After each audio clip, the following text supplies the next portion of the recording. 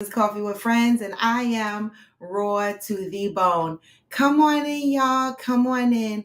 We're going to start the day with some positive vibes, as we always do.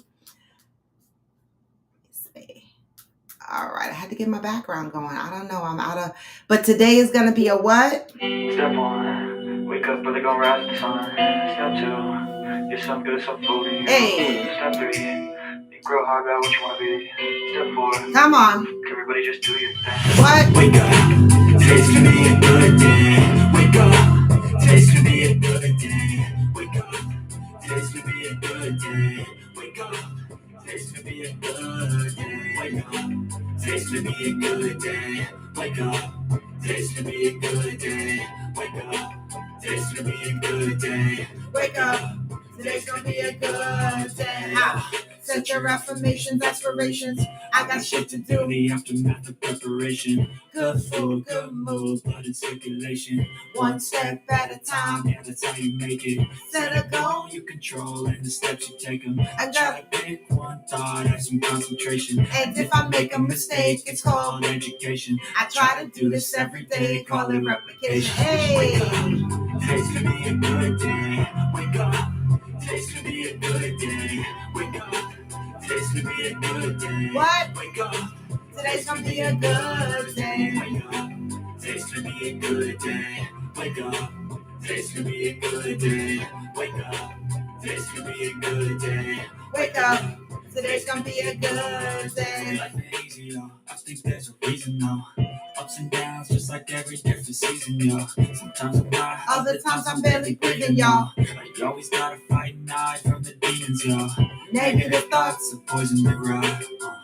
Head full of flies, so here come the clouds.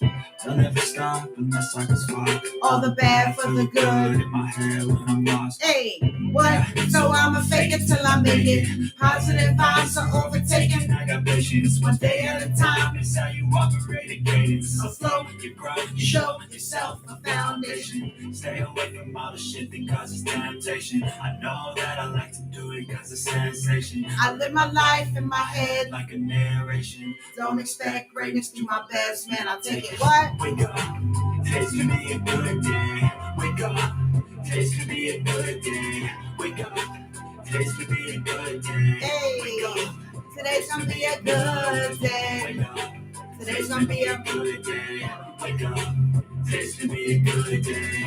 Wake up, today's gonna be a good day. wake up. Today's gonna be a good day.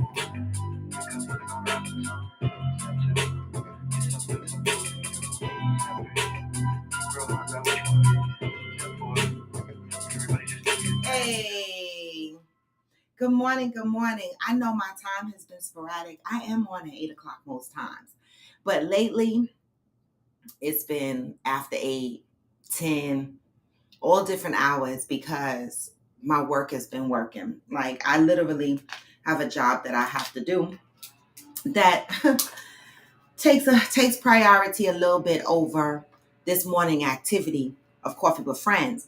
But I am here this morning.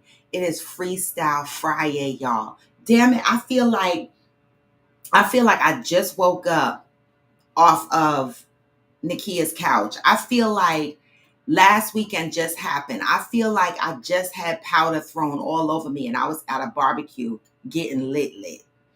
The weekends are just coming around so fast, y'all, right? Which means that the first of the month comes around real fast, which means rent is due real fast every month. Can't get a break, y'all. Good morning, Aquanda. Good morning. Aquanda. Let me take a minute and celebrate you for the update that you posted in the CMOS group, okay? So the CMOS group being run by Lisa Skinner, the CMOS factory owner, location Hackensack, New Jersey. She has a group, the CMOS factory, and they are doing a 30-day raw challenge. I never onboarded. I thought I was going to onboard, but I have so much activities. Good morning, Pat. So many activities going on for the month of September, October, November that I can't commit to eating all raw because when I go out with my friends and I drink, I need chicken wings. I do. I need chicken wings. I don't care how black that looks when you go out. I don't care if people look at me when I'm licking my fingers. I don't care about none of that. All right. I'm not eating my chicken wings with a fork and a knife. No. When I go, one of my favorite pick foods is chicken wings. That's it. And so I couldn't commit to the Raw Challenge, but Aquanda stepped into the room in the CMOS factory, joined the 30-day challenge. She had her own challenge that she was doing anyway, no meat for the month, and then adding a lot more raw vegetables to her diet. And so I'm watching you, Aquanda. I saw that you stepped on the scale. Good morning, Deb. I saw that you stepped on the scale and you are down 10 pounds. Give it up for Aquanda Evans, who is committed to her weight loss journey and her health physically and mentally. Okay, 10 pounds down. Congratulations, Aquanda. I will celebrate you every time. I'm watching you. I gave you that, threw up the little hearts for you so that you know that I'm there. I see that the other people in the group have commented and are supporting you. That's the one thing I love about, challenges like this, when like-minded people get together and they do something positive to build you mentally and physically. And this is one of those groups that's doing that, right? And so, I got up this morning, I took a tablespoon, a teaspoon actually, but it was a big heaping teaspoon of sea moss this morning.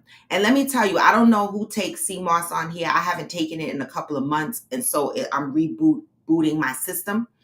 And so I don't know if you guys take sea moss first thing in the morning by a teaspoon or whatever the case may be. But the sea moss from the sea moss factory, you don't taste not one piece of ocean water. Like, even when I make my own sea moss, I can't take it straight. It don't taste right. Okay. But that mango blueberry flavor she got me, it tastes just like fruit. Okay. I shove it in my mouth and I go. Now, the one thing about sea moss, one thing it's gonna do, okay, is it's gonna clean you out. It's gonna send you to the bathroom. It really, really is. And so for anybody that starts taking sea moss and you notice that your bowel movements have increased, or you notice that TMI is coming, you notice that more mucus is coming out of your feces, of your gut, than normal, that is all contributed to the sea moss. All right. And so let me tell you something. It's been an experience in here this past week. I mean, my stomach been on fire, not in a bad way, but you could tell you got some things going on.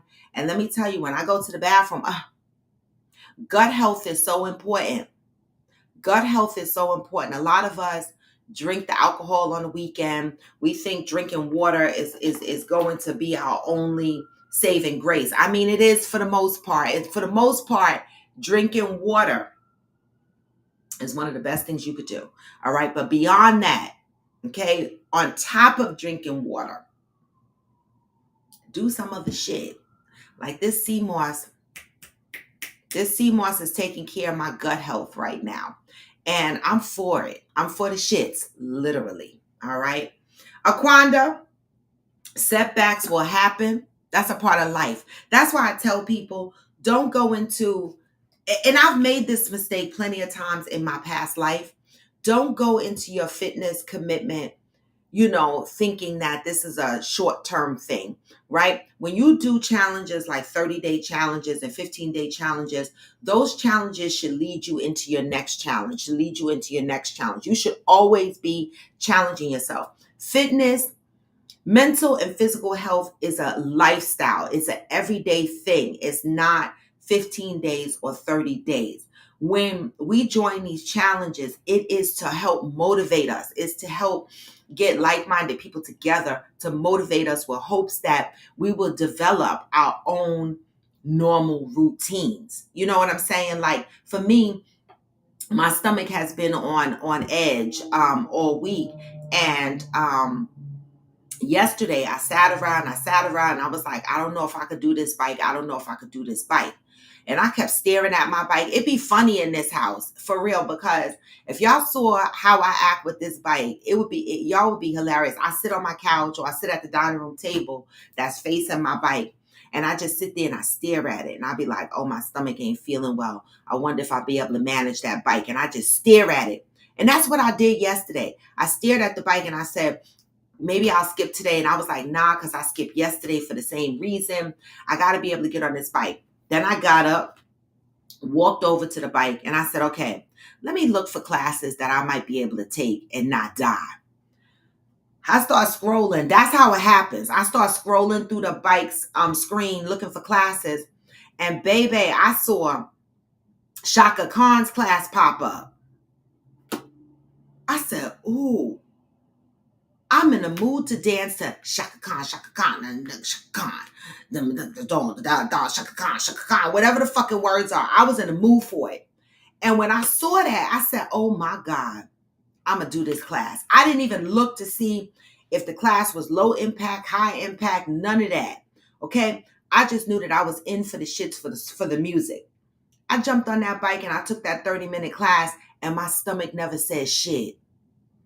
Sometimes we talk ourselves out of things mentally, right? Mentally, we talk ourselves out of things. And what I'm learning is that our bodies can do more when our minds are telling us it can't.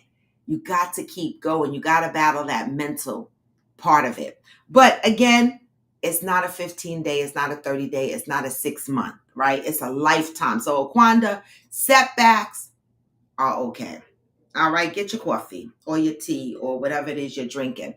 Deb Gibson, oh my God, let me tell y'all how fabulous Coffee with Friends is, right? I just love this Coffee with Friends community. I do. Let me tell y'all why. Well, I mean, y'all already know why, but let me just add to it. So 2 things this week have happened, right? Now, I'm trying to hop around and city hop and travel and shit like that. But I also, have a job and have my bills and shit like that. And life be lifing. And so let me back up. For the play in Maryland, I was originally going to take the train into Maryland for the play. Oh, where's Johnny? Because I have to tell Johnny that I'm definitely coming Saturday. Like, I feel like if I come Saturday, I feel like I want to peek in the play on Sunday too, a little bit. But I want to come Saturday because, oh, there's Johnny. I just talked you up. So Johnny, I'm talking about the Maryland thing, right? And so in planning Maryland, I have 2 tickets, right? But I bought 2 tickets because I didn't want nobody sitting next to me, right? And I wanted to get good tickets, right? And I knew that if I bought 2 tickets, 1 ticket I would be able to, somebody would buy the ticket from me or whatever, somebody that I knew, so that I could sit next to people I know. Because Damaris could tell you when I go to plays and shit like that, listen, the last time me and Damaris was at a play, I got her into a fight. It almost got physical. I mean, because I be talking sometime. So I don't want nobody sitting next to me that I don't know. The fuck? And so Brandy was gonna buy tickets. Brandy lives in Owen Mills area of Maryland, and she was gonna buy a ticket. And I said, hold up, Brandy, I got an extra ticket. You can sit next to me. You can sit next to me, Brandy. And she was like, okay, I'll get the ticket from you. And I said, okay, perfect. So Brandy took my second ticket. And not only did she take my second ticket, right? She offered me to stay at her house because I was going to book a hotel. I was asking her I asked Johnny. Johnny told me what area to look in Annapolis or whatever. But once I get there, I'd be Ubering around. So I was going to book the Courtyard Marriott in Bowie. Brandy was like, you can stay at my house. I was like, for real?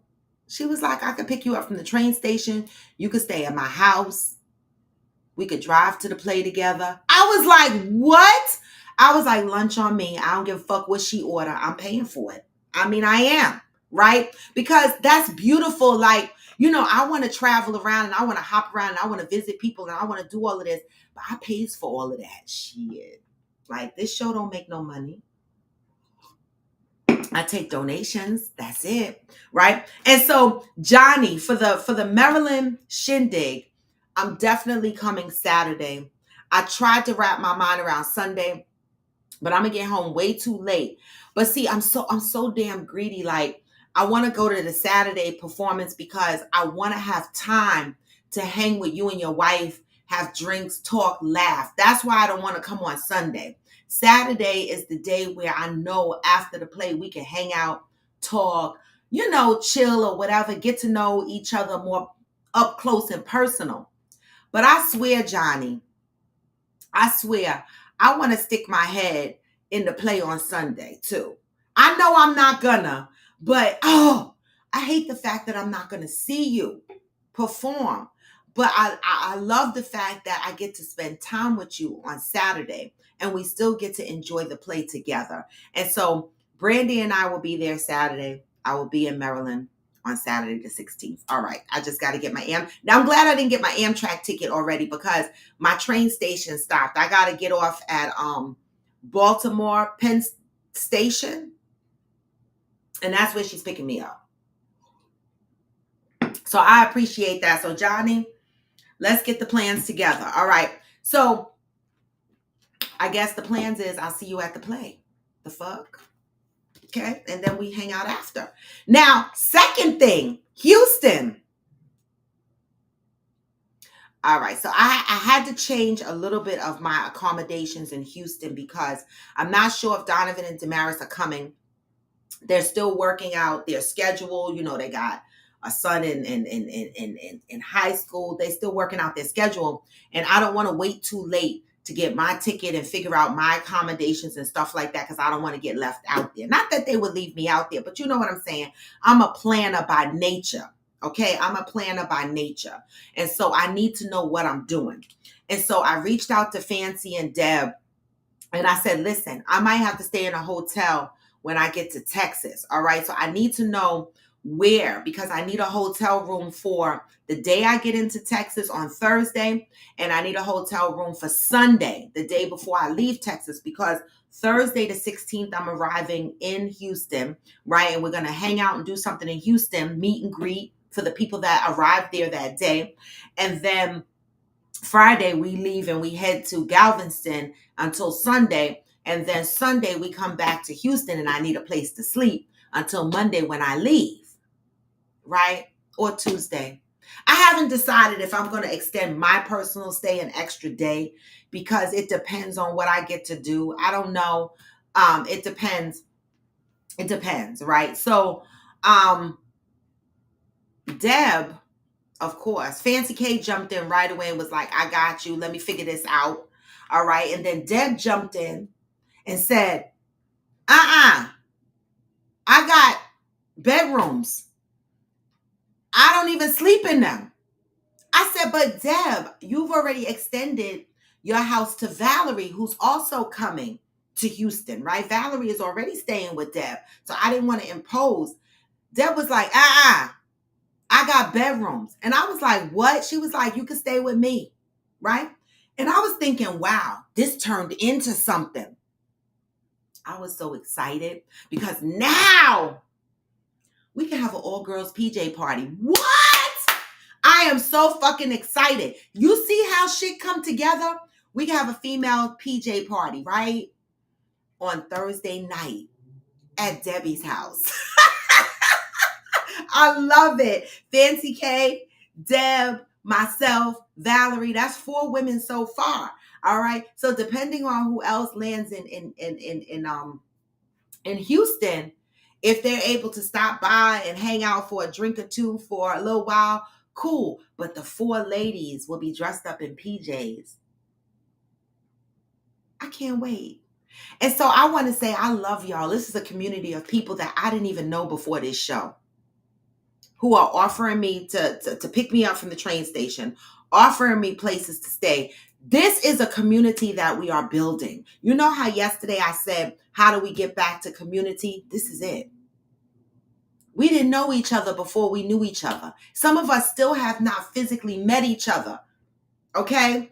I know Brandy. I physically met Brandy. Brandy supported my first Coffee with Friends fairy picnic event.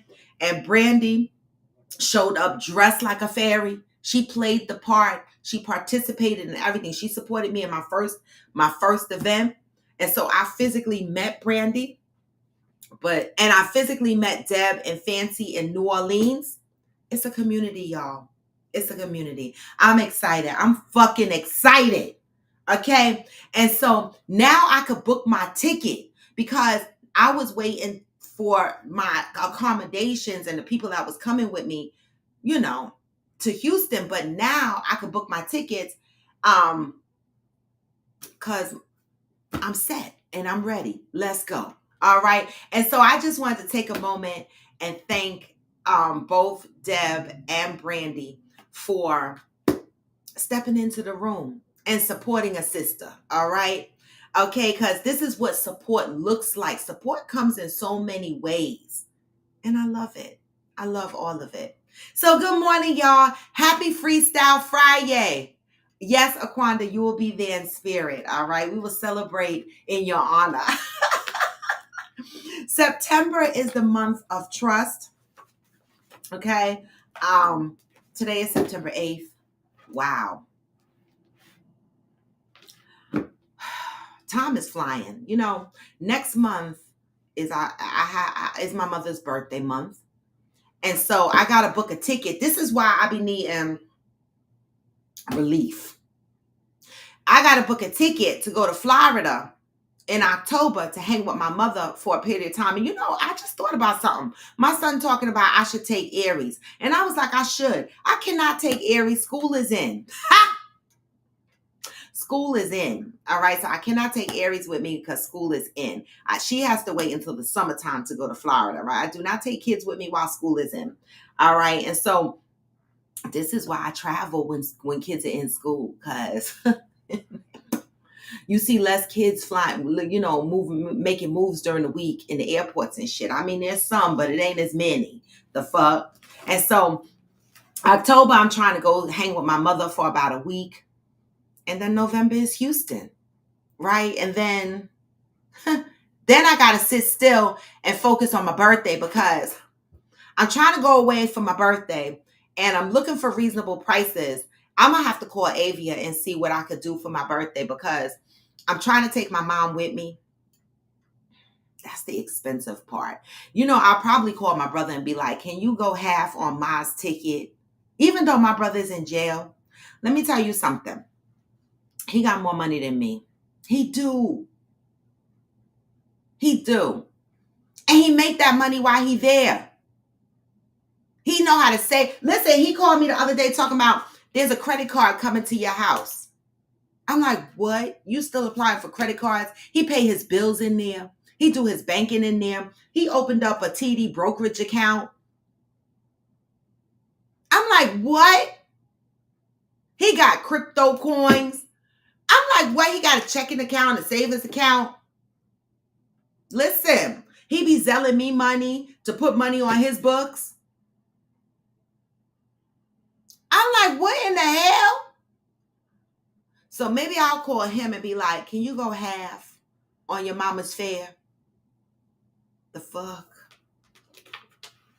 I mean, it's my birthday. Can somebody just pay my fare? September 8th. I experience and express the power of trust because I have a clear understanding of what it takes to make things happen. People love to tell how life is unfair, unjust, and inequitable. Here is the story. Here is the real story. Life is a process of sowing and reaping.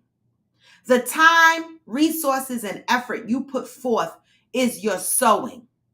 What you get in return is your reaping. People will tell you stories designed to make you believe that you cannot trust the process of life to bring you your just rewards. In telling their stories, they often leave out the chapter that says you must put forth a disciplined effort of sowing. Perhaps they are just confused. Good morning, Hillbilly.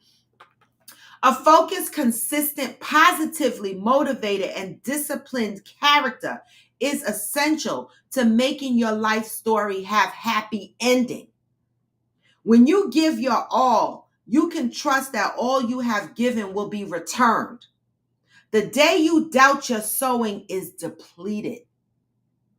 Good morning, Brandy. I talked you up. The day you voice fear, your energy is uprooted. This is where trust comes in. You must trust the process enough to be committed to sowing your energy in a disciplined way. Just talked about a portion of that with your fitness, right? If you know that you have been ignoring details, avoiding difficulties, and cutting corners, don't blame the process. This message is for me. Don't confuse the absence of discipline with the unreliability of trust.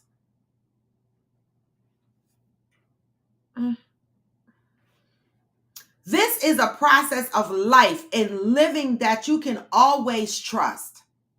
The only time you cannot trust the process to have a happy ending is when your lip service is greater than your disciplined effort.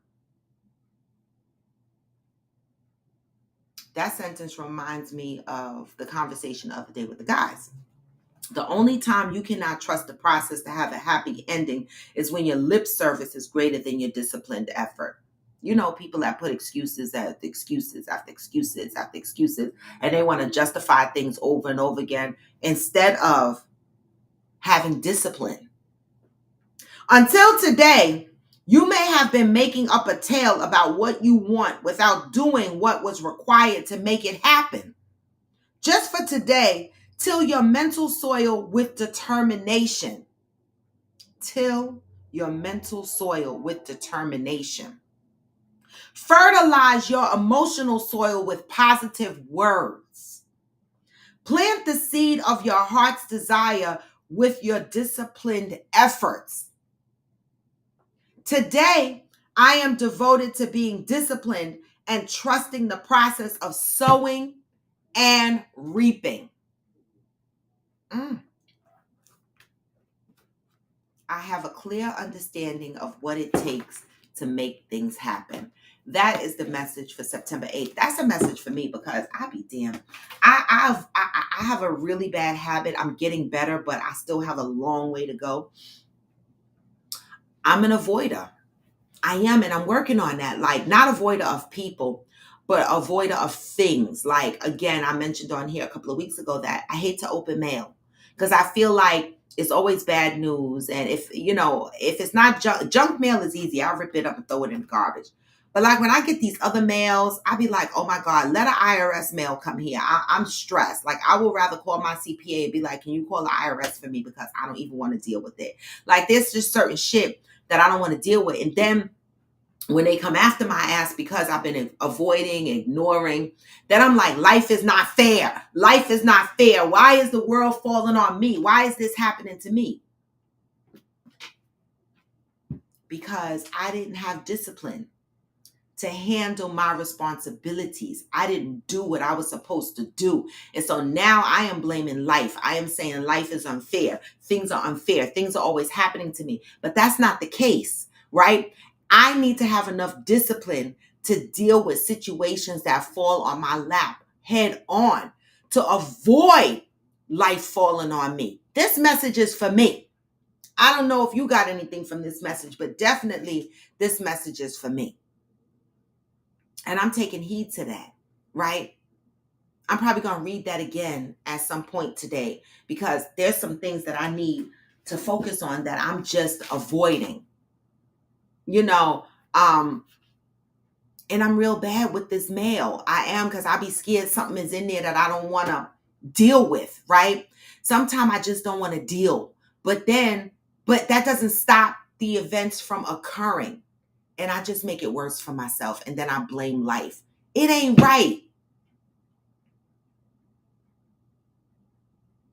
Deb said, don't you be afraid, Roar. I had a surprise $80 check yesterday. Opened that mail with expectancy of a blessing. Wow. Girl, maybe I'll start opening my mail with that frame of mind, because baby. Brandilla, you the same way? Oh my God, Brandy, we need intervention. I swear, I know the things that I gotta take care of, my rent, my light, my cable, my subscriptions or whatever. But that other shit, I be like, bye. Leave me alone. Like, I don't even want to deal with it. Like, my student loans, I just don't want to, like, leave me alone. Like, I'm trying to pay the IRS. Like, everybody can't get my money at the same time. It's just not going to happen. Okay? I can't pay everybody at the same motherfucking time. Okay? So somebody got to wait. So when I get mail from the student loan, I just be like this.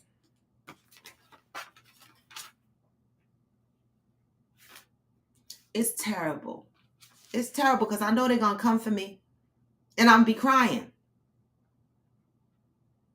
We got to do better, Brandilla.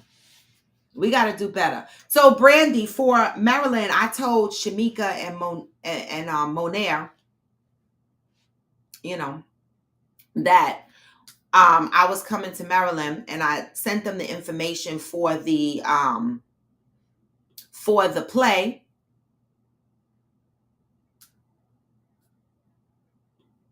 And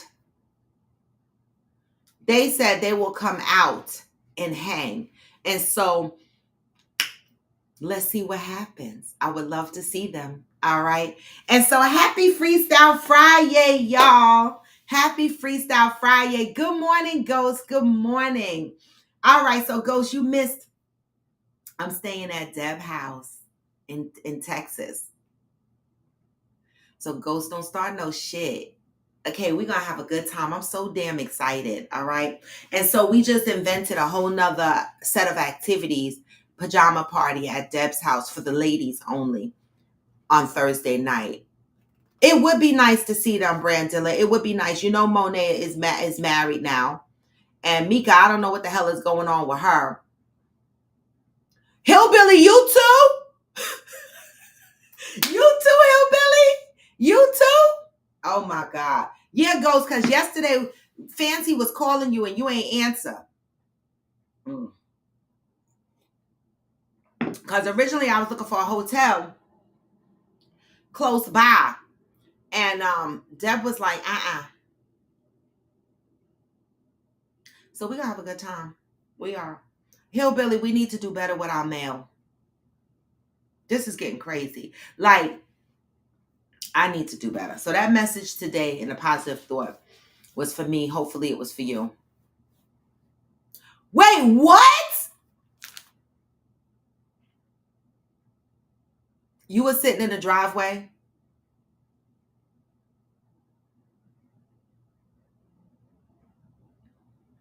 A mess. A damn mess. I love it. So today is Freestyle Friday. Y'all know what happens on Freestyle Friday. Everything. We could talk about anything and everything on Freestyle Friday. All right. I'm going to put the guest link up there just in case anybody has anything they want to contribute to the topics today. But the first thing I want to talk about is this new shit. And this is related to the dating pool. I'm in school, so trips may have to wait until after graduation. I don't know. Okay, Brandy, I hope you can make it to Houston. Oh, you said fuck mail. I know that's right. I don't even want to call, though, Hillbilly. I'm scared. I don't want to. This new shit. Did y'all see? I posted it on Facebook. Stephen Smith. That's that sports commentator. He's like an asshole. He had the nerve to say, if any woman admits publicly that they are dating, he is going to quit them. What is this new shit about not telling people who y'all are dating? What is this new shit? What is this secret private shit? Like, you know, he gonna quit her if she tells anybody that they're dating. If any woman comes out and claims him as her man, he is going to quit them. Why do you think there's a population of people who navigate their relationships this way? At first, I truly believed it was due to privacy. Now I truly believe in some instances it's related to bullshit. Okay. And I don't know. I want to get your perspective on this new shit about people not wanting other people to know who they're dating. See, this is the shit that social media creates havoc on, right? Because I'm trying to think, before social media, how did we know people were dating? Well, yeah. But I understand that, Brandilla, and that's why I'm asking, what's the difference between privacy and secret? Because the way Stephen Smith said it is, if anybody finds out that I'm dating you, I'm going to quit you. That to me is deeper than I'm trying to protect my relationship from the world, right? I understand people protecting their relationship from the world because nobody wants anybody to jump in their inbox and say, I sucked your man's dick in 8th grade. Nobody wants to hear that, right? I get it, right? But quitting somebody over people finding out that y'all are dating, to me, that's weird and it's a bit extreme.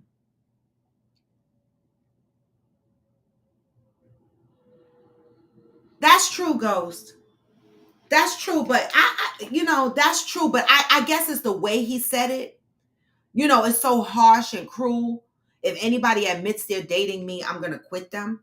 Like, to me, that tells me that you don't develop emotional connections to none of these people. Like, it's easy for you to, I understood it too, Deb, but the delivery was so damn harsh. And I'm like, it made me sit on the fence with it. Cause I was like, I understand the point, because I'm not out loud in public with the people that I'm seeing, or person I'm seeing, or whatever. I'm not out loud in public with it, but it's not because it's a secret, right? It's not because it's a secret. For me, it's because I want to determine what it is first. I want to determine if there's longevity in a relationship that I'm building. I want to know that we're going someplace. I want to know that there's something there, because I don't want to be one of those people that pop up on social media with this one man one day and a girl the next day, and a man the next day, and a girl the next day, and my social media page look crazy, right? I don't want to do that. So for me, the reason why I might not be so open with my relationship on social media is because I need to know the position of my relationship.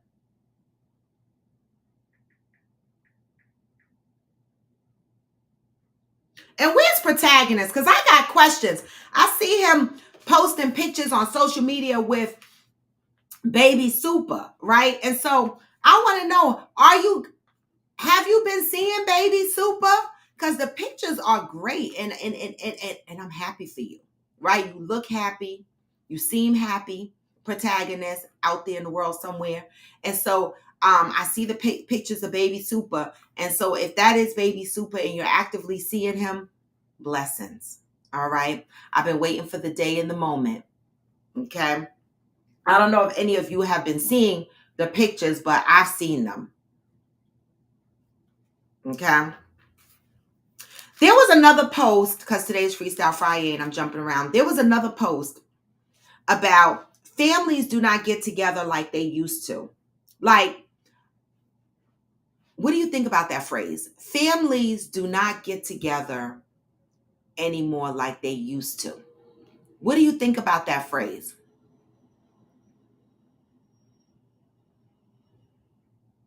Yes, Deb. Yes. That video. I saw that video. And the funny thing is, I saw that video right after I posted the Stephen Smith thing. The guy was in the bay. It was a video that said, the first time he posted his girlfriend on social media, and he posts his girlfriend on social media, and he goes to bed All of a sudden, his DMs and his phone is blowing up. I'm pregnant. Bye. You're blocked. You're a cheater. Really? You got a girlfriend?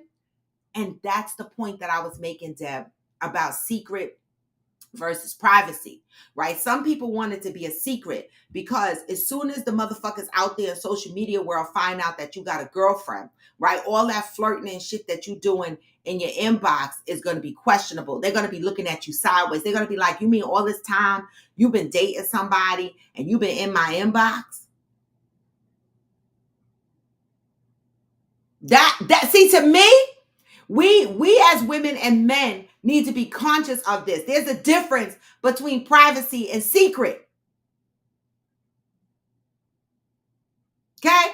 What is your real reason for not wanting people to be in your life? And I'm talking about the regular snegulars. I'm not talking about Stephen Smith, right? Because when I posted it, I commented, my caption said, yeah, but the regular snegulars, like I can understand Steve Smith is in the public limelight, right? So he's trying to be low key.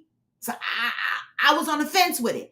But these regular snegular motherfuckers, hey mother, these regular snegular motherfuckers be trying to do the same shit. Oh, I don't want nobody to know I'm dating you. Why? You ain't got no damn money. Nobody gonna come for you financially. Only thing they could do is be mad. So what? But sometimes I think it's deeper. Sometimes I think people are playing in the play yard and they don't want somebody to know that there's a residential, resident in their life. Happy Friday, Mika. Okay. Brandilla. Good luck with stats. I was just talking to my son 2 days ago, right? He called me on the phone. And shout out to him. I talk about the jail bids I did with him. And I talk about how he's a different person. He's a different person altogether than he was in his teen years and in his 20s, right? And, he called to tell me that he got another promotion on his job. I mean, he's gotten several promotions since he's been with that company. And while we were talking, I brought up a topic that Ghost sent me, and I'm gonna bring it up here. And we were talking about school and shit. And he said, I never liked doing homework. He said, and I helped you with math. And I was like, he right. When I had stats, Brandy, in college, my mother is on here as a witness, so she could tell you how hard that was for me. Baby, I had an attitude. If you were in my house, you couldn't speak, you couldn't talk, you couldn't watch TV. If I had to do stats, I didn't care. There was this one night, my mother was there visiting me, and I was doing stats. She went in the room and closed the door. She went in the guest room and closed the door. Okay. Listen, the TVs in my house had to be turned off. Everybody had to be quiet. My son was standing over me talking about, Ma, all you gotta do is, and he's moving these the numbers around. I'm like, stop saying all you gotta do is. I was so fucking mad. He looked at the formula so simple. He was like, Mom, everything starts with algebra. I was like, Anytime they mix the alphabets with the numbers, I'm fucked up. Do not tell me no numbers and alphabets together, and don't be giving me these formulas that it take half a page to figure out one fucking thing. I cried, y'all. I did. I didn't think I was going to make it. And I had to take 2 stats class. I had to take business stats 1 and business stats 2. And my son was like, all you got to do. And I was like, I don't understand. It took a long time for me to get it. I had to follow the little formulas that he gave me. Baby, I told y'all when I was going to Bronx Community College and I was in pre-calc, I begged for a D. I was like, I cried to my professor. I said, I'm a single mother. I work a full-time job. I got to go home and take care of my kid. I just need to pass this class. They gave me a D. I ain't give a fuck. I took it. I ain't got to take it over. And then I changed my major because I was in for computer science and all of that writing in assembly code and having to do all that fucking math. So Brandilla, I pray for you. Okay. I do. I pray for you with that business stats. Reach out to Protagonist and see if he can help you. Cause I'm telling you, I know how that feeling is. You be ready to throw your laptop. Now that we're talking about teachers and school and learning shit, go send me an article. It was like a podcast interview with this Black gentleman, and they were talking about school and homework. And it was funny, but it wasn't funny, right? This man made some sense, right? I don't know, Ghost, did you post it in Discord? If not, we need to post that in Discord because it made a lot of sense. And I had the conversation with my son. This man said, you send your kids to school, and I'm paraphrasing. Brandilla, I had to take accounting too. Accounting wasn't as bad. But that stat fucked me up. I cried. Accounting wasn't that bad. This gentleman said, you send your kids to school for 6 hours a day or whatever, right? And the teachers send the kids home with homework. He said, why? Why the kids got to come home with homework? He said he not doing homework. He said why he have to sit with his kid 6 hours to do homework. Because he said his kid be doing homework for hours. All these hours doing homework. He said, no, that is shit that y'all didn't finish teaching him in school. He's supposed to be learning. He said, I'm not a teacher. But yet you send the kids home with homework after they've been in school for 6 hours. He said, you didn't do your job. You sent them home for me to teach him, for me to relearn shit that I already learned in school. He said, I'm not doing it. He said, I don't care. And I'm paraphrasing, y'all. He said, I don't care what people say, but that is the school not doing their job. They are teachers. They're being paid to teach. Don't send these kids home with all this hours of homework, expecting parents to now step into the realm of teaching when that is not their discipline. I was like, oh, at first when I was listening to it, I was like, what? He was like, he was talking about homework as far as math and social studies and stuff like that. He was saying they, as a family, do other things, right? He teaches kids other things. He spends family time and being with the family and doing things with the family, right? But as far as school is concerned with the math and the science and shit like that, don't send these kids home with all these hours of homework when y'all should have did that in school. What do y'all think about that?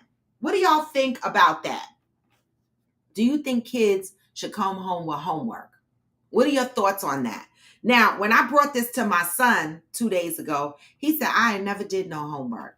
Now, he must be talking once he got to high school or junior high school when I stopped overseeing him with homework. In elementary school, fuck that. We did homework, right? But at some point, I let him do his own thing, And he said he stopped doing homework. Good morning, Knowledge. He said, I stopped doing homework. I didn't do no homework.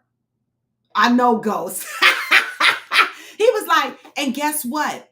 I still aced my GED because I told y'all I made him take his GED because he was driving me fucking nuts. When I moved him to South Brunswick, he kept getting into fights with the white boys, and I kept getting called up to school, and they kept harassing me. And I was like, I don't want to, because he's going to keep punching these white kids up because they're going to keep saying shit to him, right? So I said, you need to go take your GED. So he did. He said, I still aced my GED. He said, and I still went to trade school and graduated. And I helped you with business stats. This is what he said to me. He said, I helped you with business stats. And yet you what? He said, no, I didn't graduate and walk down the aisle, but I know my shit. I was like, oh. So he does have a high school diploma, and he does have a certification in HVAC from a trade school. So he's got some education under his belt, and he knows math. That's just something he knows, you know? So he said he ain't never did no homework. When he got to a point in junior high school and high school, because in elementary school, I remember homework was done. He said he didn't do no homework. We're talking about school. Like the assignments that they give your kids to go home and do. This man on this podcast, that Ghost sent me, he said he's not supporting sending kids home with homework, because when these kids come home, they spend 4 to 6 hours doing their homework, not having any family time, not communicating with their family, not being able to get engaged, right? He says they have family things that they want to do. His kids don't have time to do 6 hours and 4 hours worth of homework. Homework should not take over family time. That's basically what this gentleman is saying. He was like, the school needs to do their job and teach these kids and give them their assignments and let them finish them shits in school. And by the time the speech was over, I wasn't sure he was wrong. Right? Like, I think that kids should come home and have reading time, you know, and family time. But I agree, like, I see these kids doing homework for hours. Why are they doing school twice? You sit in school for 6 hours, then you come home and do homework for 4 or 5 hours?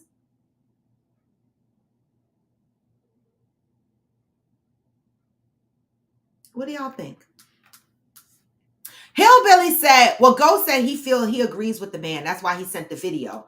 Hillbilly said, I taught my daughter to read by 3 years old. The education system is broken. We rely on ourselves. Well, that's that hillbilly culture. That's why I'm so fascinated by your culture, Hillbilly, because it's amazing. I love it. Homeschooling is an option too. But even when you're homeschooling, right? Let's think about that, Hillbilly. When you're homeschooling, you homeschool for a couple of hours. But then on top of that, do you give your homeschool child homework that they have to go off and do 3 or 4 additional hours after that?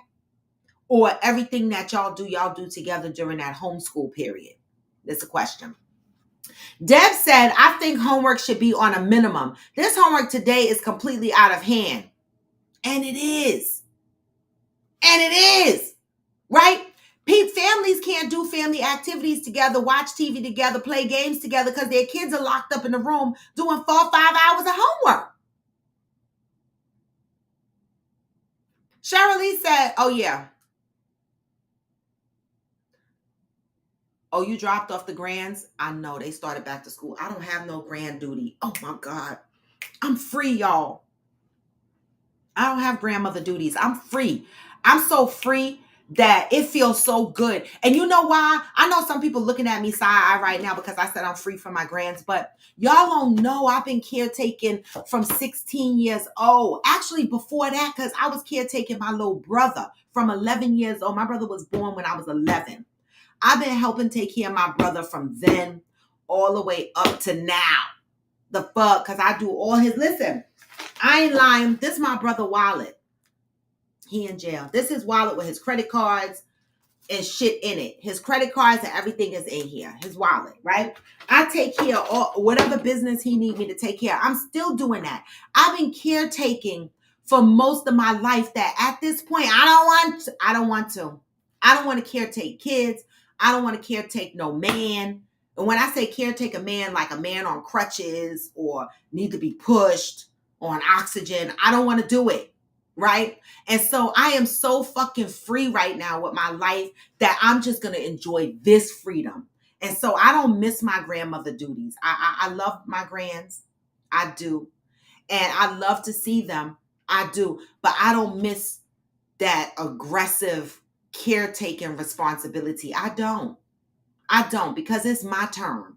It is fucking my turn and I am taking my turn. That is it. So Cheryl Lee, enjoy the grands and the schools and all the activities, but I'm going to be traveling around this fucking school year. Fuck that. Homework is okay if it's real world, not book work. Well, that's kind of like what the dad was saying, in a way.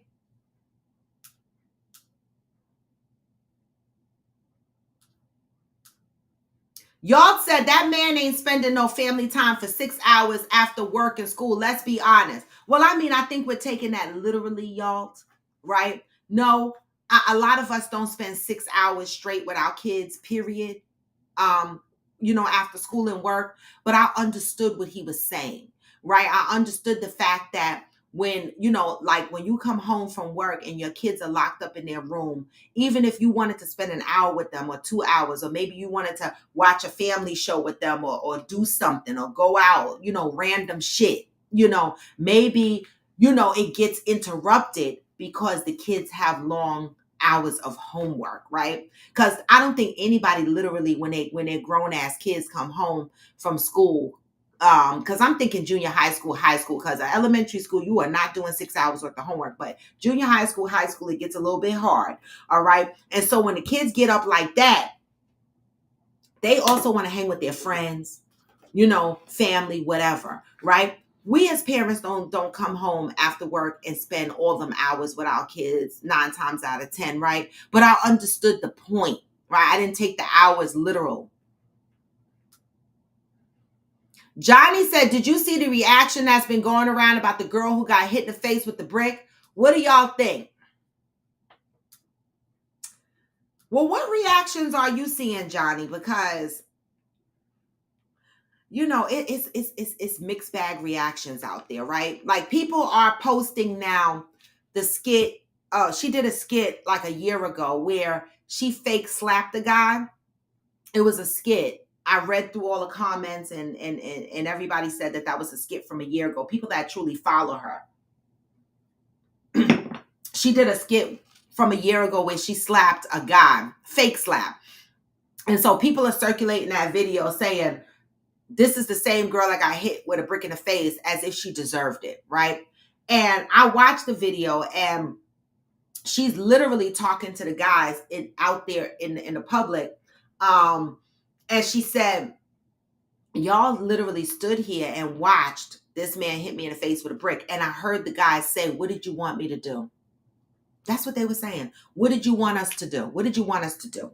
Now, on the flip side, there's a video going around by a woman, right, who agrees that in today's climate, men are not here to protect women that they don't know.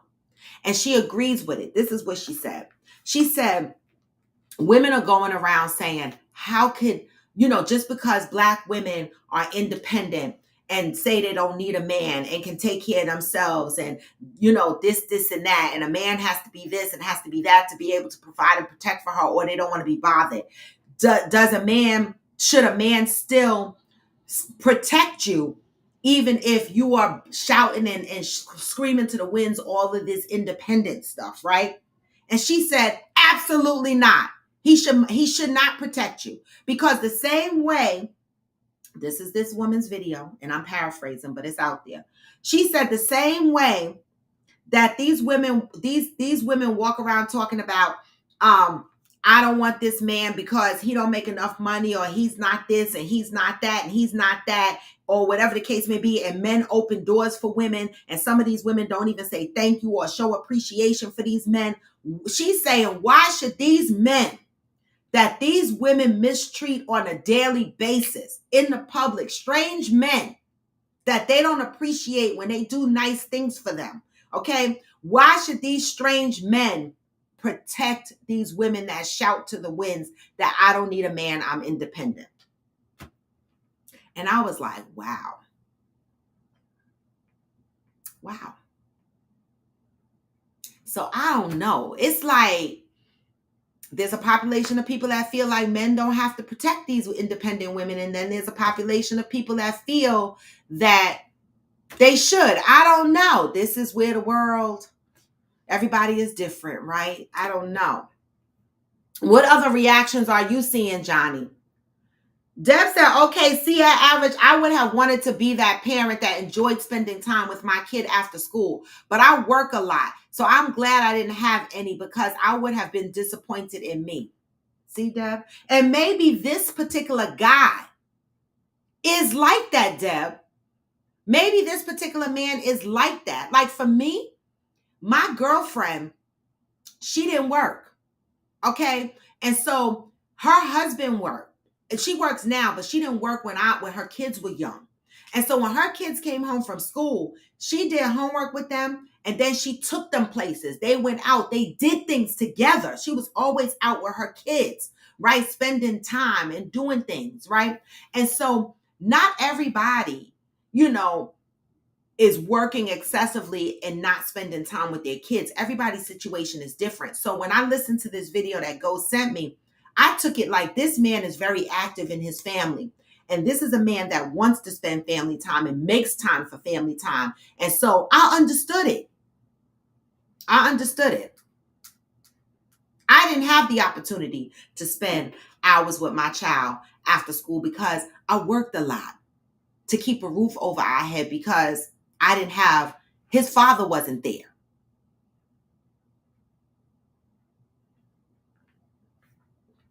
The slap was a skit, knowledge, that she did a year ago. And people are circulating it, using it as if it was real, but it was a skit. There's people who follow her on a regular and they're confirming it was a skit. Hillbilly said, I teach mine how to learn and how to play and how to live. Balance is key. At times we push her to work harder. Other times she was forced to relax. I love it. I love it, Hillbilly. But look what you're saying. In your case, Hillbilly, everything you do with your child is family oriented. Even the school teaching is family oriented, right? Debbie said, my honorary niece read at 2, y'all. She is so smart. Her mom really, really worked with her. I love that. Johnny said, my last kid will be out of school in 2027. I'll be 51. I'm getting shirts made that said 51 nigga done. I know that's right. Oh my God, 51?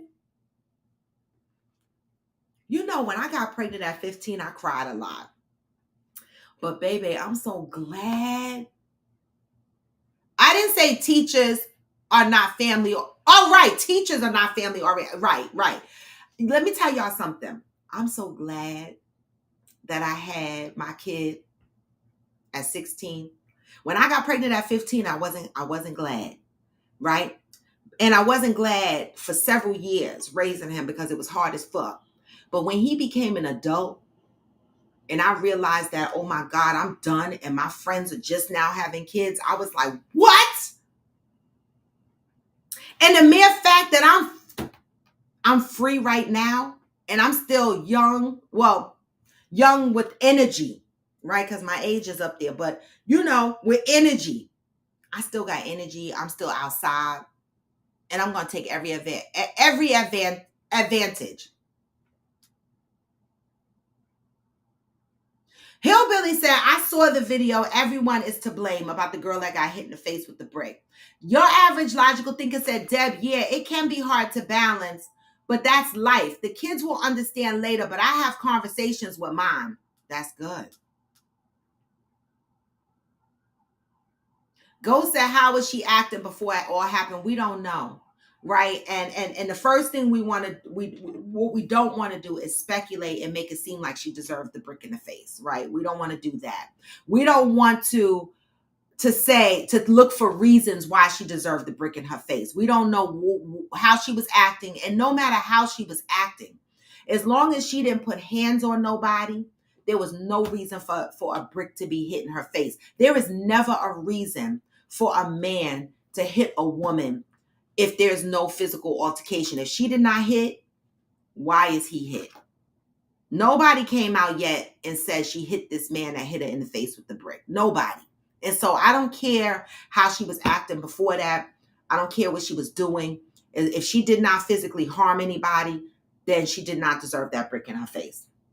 She didn't. I'm never going to give a pass on a man hitting a woman. I don't give a fuck what she's doing. Okay? If she didn't hit you, stay clear.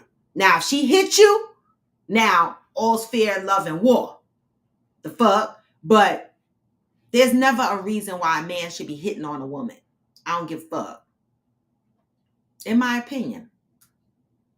Y'all said, I'm sorry, but if a kid has 6 hours of homework, it's because they slacked the whole week and cramming the night before. I've seen it over and over with these kids.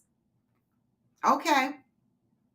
I mean, I don't know. I've seen the kids suffer with homework and it be the assignment of the day. Like, I don't know, but the teacher gives you what homework is due that night for the next day. And some of the homework assignments that is given for that night is a lot, right? And then there are those kids that slack off, right?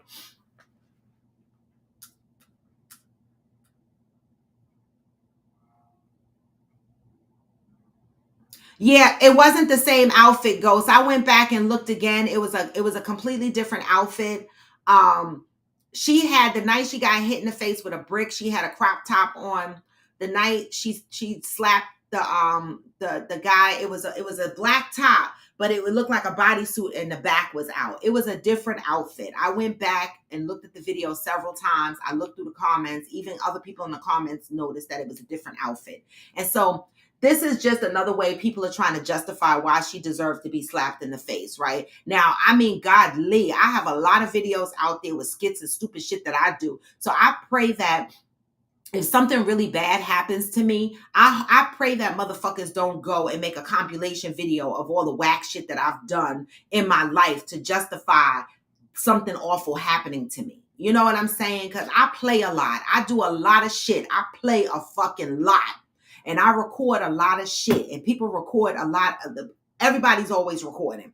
Okay. And so I pray that if I get mugged or if something happens to me, that people don't put together a compilation video that goes, look at how she acts, and try to justify something bad happening to me based on my playful behavior. Right? We don't want that. We need to stop making excuses why these women or anybody deserves, being harmed unless they physically attacked you. I know we'll never know the reason why she was hit.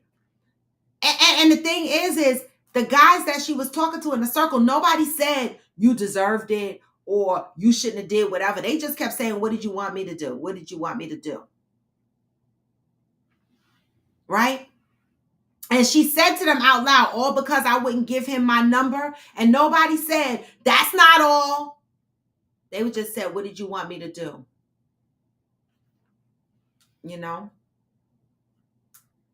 Deb said, at average, see, some of siblings gave my mama hell for working all the time. I understood she was only wanting to do better.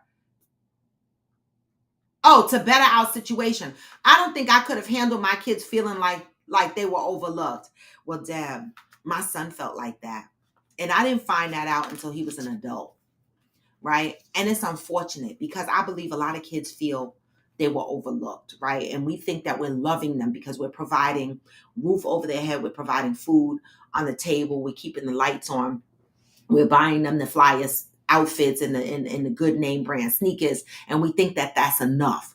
And my son, when he became an adult, he let me know in an argument we were having that he felt like I was never there, right? And I was like, what? And at first I was taken aback by it. And I was like, what you mean I was never there? I was there all the time. You were always with me. He said, no, but you weren't there. You were working, right? See, kids don't understand. They don't always understand the bread on the table, right? How does the bread get to the table? How does the roof stay over our heads? Sometimes, and this is the plight of the single mom. Right? This is the plight of the single mom. And this is why I get so angry when Black men blame Black women for feeling like they have to carry the world on their shoulders, because some of us did. While we watched our men frolic and do what the fuck they wanted to do. I watched my baby daddy jump around and smoke crack because that was more exciting, and he was addicted, and that's what he chose, because he could have went to therapy, he could have went to rehab, right? But I had to carry the world on my shoulders, right? And so in doing that, my drive was roof over our head, food on the table, blah, blah, blah. And my job consumed me, right? My job consumed me. My drive consumed me. My need to advance in my career consumed me, because I thought I had to be everything for the household. But what I missed the mark on was being present for my child. I was there. I lived there. But I wasn't present as far as he was concerned. Okay? And so that's the horrible risk, Deb, in any single parent household, whether it's a single parent mom or a single parent dad. And that is very unfortunate. And that's what we have to try to balance.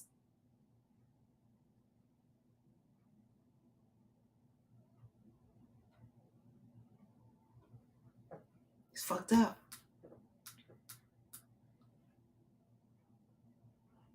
Ghost, you'll be 49, 50 your damn self when your kids are finished. Damn. See, I'm glad.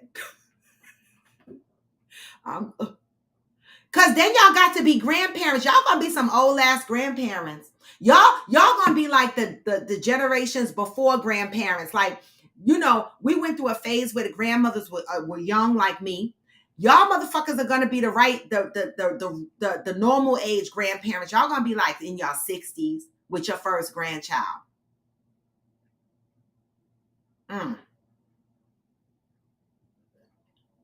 I pray for y'all when y'all gotta take them kids to the park in y'all 60s. Well, Cheryl Lee is doing it, but Cheryl Lee is fit and in shape and she hopping around. So I guess the best thing for y'all to do is make sure y'all asses is in shape and y'all still outside hopping around. I mean, this is why it's important to keep your mental and your physical up. Oh yeah, Maddox is a baby. You know what's crazy? My son is going to be about that too, because he's 40 and his youngest is 5. So he got 13 years. He going to be 53. He going to be an old ass grandfather too. Damn it, because his oldest daughter, 21, she'll be 22 in November. She not having no kids. Well, she say she not having no kids. She's LGBTQ, but that don't mean she can't do like the brat and her wife, find a wife and have kids. But my granddaughter said she not having no kids. And so my son got to wait for his 9-year-old son or his 5-year-old daughter. And baby, he going to be an old ass grandfather. Cheryl Lee said, from working with kids, I think homework may help reinforce those that need it, but it should be reasonable and appropriate for their age. I agree.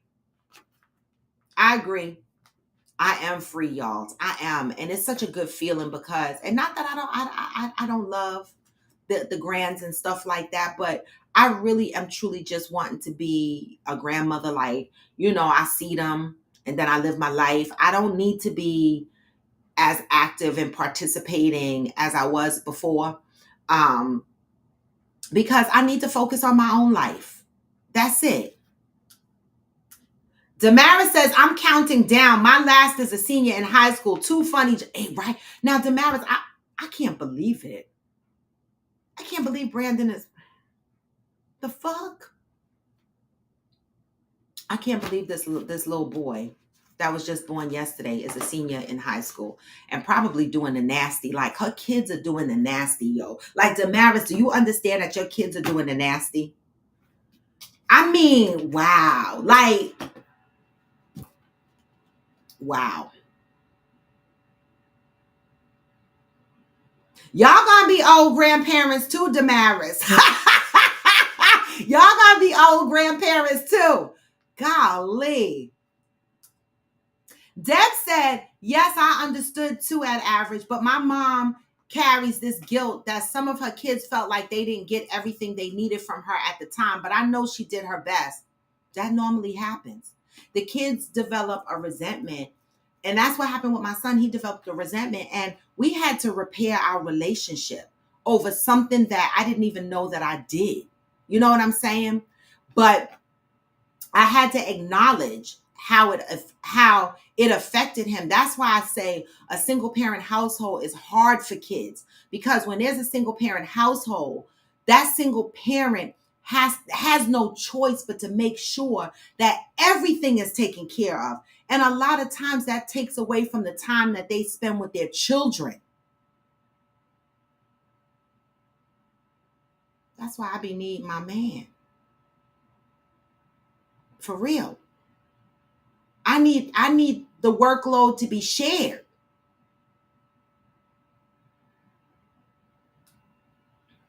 Johnny said balance is key. Kids these days have so much on their shoulders. It can't be all about schoolwork. You know, when I watch these shows like what is it called?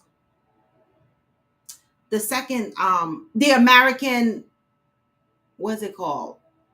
The All American. About the football player, John Spencer or whatever. When I watch shows like this, or even like 90210, right? Any of these shows that show kids in school, and they show all the shit that these kids go through, and I'm like, damn, like the weight that some of these high school kids carry, like I couldn't relate. I mean, I guess I could, because I was pregnant in high school, so that was a lot of weight on me, and it was similar to one of the storylines within the All American. But you're right, kids have a lot. Spencer James, kids have a lot of weight on them in high school, right? They're transitioning from being dependent to learning how to be independent, trying to figure out what their next moves are going to be, dealing with love, dealing with sex, dealing with best friend type relationships, dealing with girlfriend type relationships, dealing with all kind of obstacles, dealing with peer pressure, with drugs, with alcohol, with all kind of other things, trying to fit in. You know, there's a lot of shit that these kids in school deal with on a regular basis. Sometimes when I watch these shows, I'll be like, damn, these kids got a lot of shit on their plate. Some of these kids, like Spencer James, trying to be the man of the household because his mama is single mother.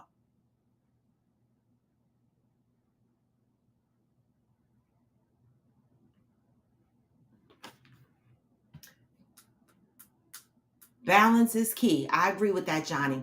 Your average logical thinker said, Johnny, facts. I just read an article about kids suffering mentally because of pressure to be perfect and not having positive reinforcement. That part.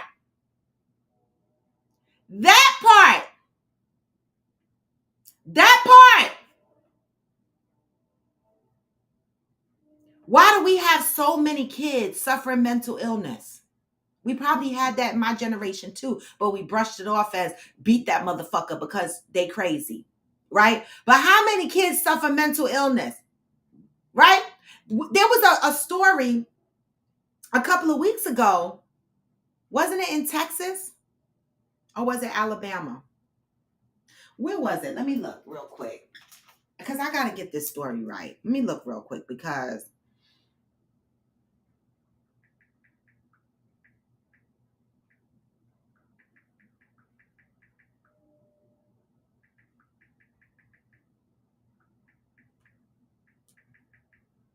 okay, let me see. Okay, now on August 17th, right? August 17th, young woman's body found hanging from a tree at Austin High School. This was in Texas. That's what I thought. This was August 17th this year.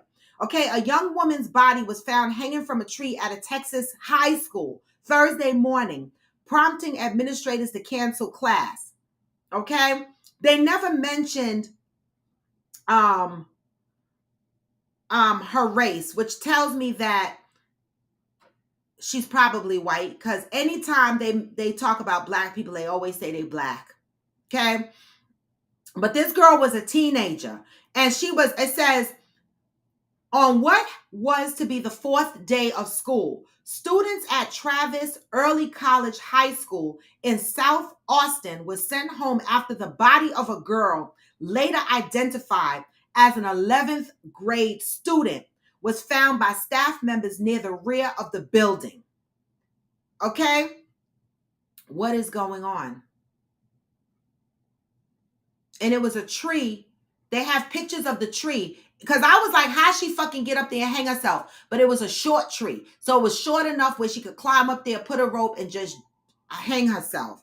Okay? And so what would make this girl, because they ruled it as a suicide, right? What would make this girl hang herself, an 11th grader?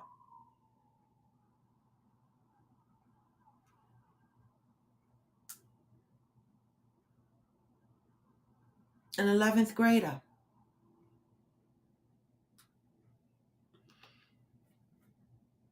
Ghost said, but in today's time, we have a choice. We have no choice but to work a lot to survive. Kids will understand later, will they? Because my son didn't. My son didn't. He just knew he needed me. No, my child's father died when my son was 8. My son's father had sickle cell anemia, right? Not the trait, but the anemia. So he was in the hospital a lot with sickle cell attacks, right? He also developed bone cancer, right? Which we found out when we were clearing out his apartment after he died. He had paperwork in there that showed that he had bone cancer or whatever. And so, with all the difficulties and all the ailments that he had, because you don't really die from sickle cell anemia, you die from all the other things that happens as it relates to sickle cell anemia. You know what I'm saying? Like, people with sickle cell anemia, they're liable to, sometimes they can get bone cancer, sometimes other things can happen. And so it's the other illnesses that get introduced to your body. And so between him being on drugs, not taking care of himself, and getting bone cancer and etc., he died. So he never got himself together. When I was literally, my son was 8 years old, and I was in the year that I was getting married.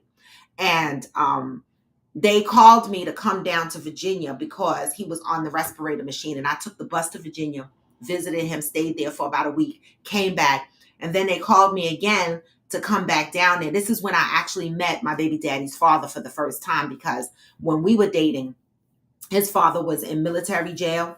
What do y'all call that? I forget what we call military jail, but he was in military jail over a bar fight or something of that nature, where there was a bar fight, and in the midst of the fight, the person he was fighting fell, hit his head, died, and so he did some years in jail, right? And so he never got himself together, and I had to ultimately go down on the brig. Okay, I had to ultimately go down on another bus ride. It was in May. His birthday is May 1st. We buried him. He died May 7th, and we buried him, sometime after that. And I went down to stand by his bedside when they pulled the respirator. So watching him take his last breaths, that was hard for me.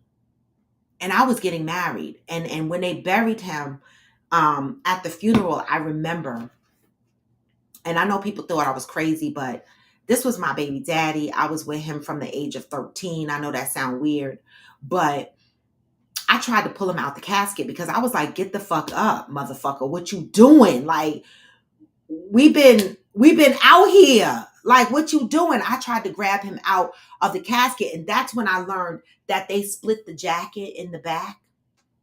When they lay you in the casket, the suit jacket that you have on is split in the back, because when I went to grab him, half of the jacket was coming off. Like, I wanted my baby daddy to get the fuck up out that casket. Like, I needed him to get up. Okay. His uncle, I remember, grabbed me, threw me over his shoulders, and they had to take me outside. I never experienced nothing like that in my life. I loved that man.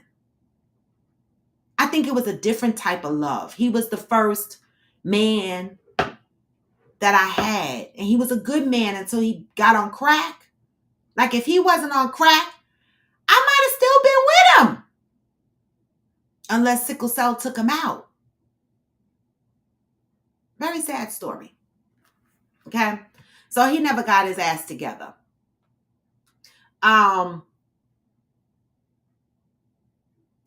Hillbilly said providing for the kids, food, clothing, and shelter. Everything else is a blessing. Baby, that's what I thought. And my son was like, I needed you. No, exactly, y'all. That part, it has to be conscious. It don't come easy. Because don't you be tired? You know, a lot of parents in this generation have gotten comfortable with giving their kids the iPad and the remote control to the TV and just letting that do it. Because parents be tired. You know? Ghost said, oh no, Deb said at Ghost, it's a lot of men walking around with fragile egos and they can't handle being rejected. While the reason she was hit is crazy, it's not shocking in this climate. It's not. It really isn't shocking in this climate, is it? I know y'all, baby, I know somebody that popped a kid out at 60. I was like, what the fuck are you doing? Because you want to have a wife that's 30 years old. You know they're going to ask you for kids. Like, stop dating these young women and having these kids at 60 and 50. What are you doing? I mean, I'm not judging or anything. I'm just the fuck saying. Like, I mean, your kids are going to want to play outside. You can't be old, raggedy, and tired, is what I'm saying. You're going to have to raise these kids for 18, 20 years and then still be there for them and their kids. What are y'all doing having kids at 50? I definitely don't want to be running around no kid. The fuck? Every single day, every night. Yep. Y'all, now let's talk about that. Now, I mean, I do have a cousin who went to the sperm bank, but she went young because she couldn't find a man. And she's still on, I don't think she has a husband. I don't think so. And her daughter's grown. She went to the sperm donor and picked out her baby daddy sperm. But you're right. They're promoting freezing eggs and having kids alone in your 40s. Ain't it, in my opinion. I know.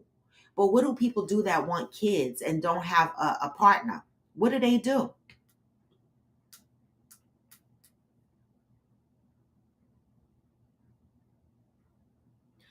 Oh my God, Aquanda, I love that. Tomorrow you're doing your annual Third Pores Chicago 5K walk with Yuki and my dog. Andy is coming too. We will be in pink tutus. I raised $300 for the foundation. So Aquanda, you and Andy seem to have been doing good because you're calling him by his first name now. You're not calling him Tank Guy. You're not calling him Limp Dick or anything like that. You're literally calling him Andy. So I noticed that on our trip in Cancun, when you talked about him, you said you missed him. You start calling him Andy. What has changed? I feel like something changed in the dynamics of y'all relationship. Georgie, oh hell no. Homework is conditioning to work a second job. That's not right. I hope not. Cheryl Lee said, what I miss with this generation is it takes a village. Growing up in my neighborhood, in the community, help each other. Example, you didn't fuck up because you was getting from them when you get home. You didn't fuck up because you was getting from them when you get home. Oh! Right, because the village was watching out for you. Okay? That's true. I know that's how I grew up. Like, I used to walk all around Queens, up and down all kinds of blocks, hanging out young. Because you know what? Everybody in the neighborhood knew me, knew my mother, and watched out for us.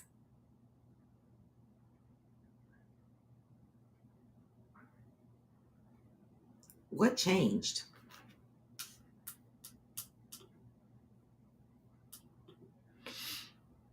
Hillbilly said many parents leave their kids totally to the school system. The school system teaches different values than parents. That would leave any kid confused. Exactly.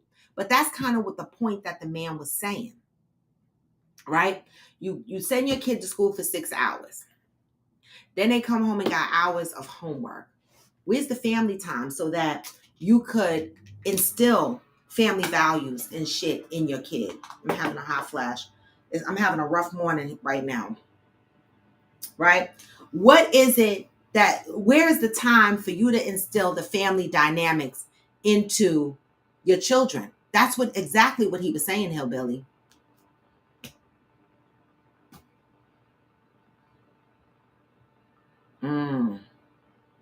See that, Ghost?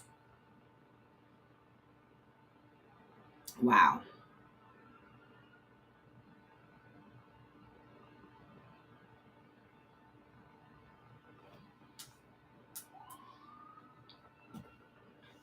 Georgie said, I knew a kid with sickle cell. He didn't live far past high school. He used to be in and out of the hospital a lot. Mm-hmm.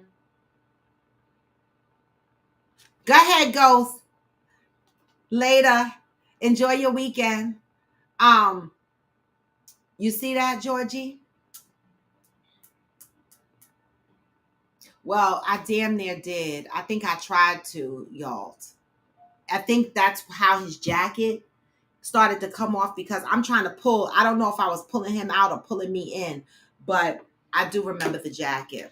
It was horrible.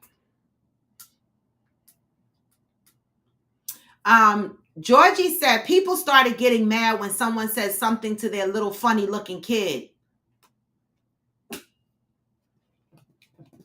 Georgie. Georgie.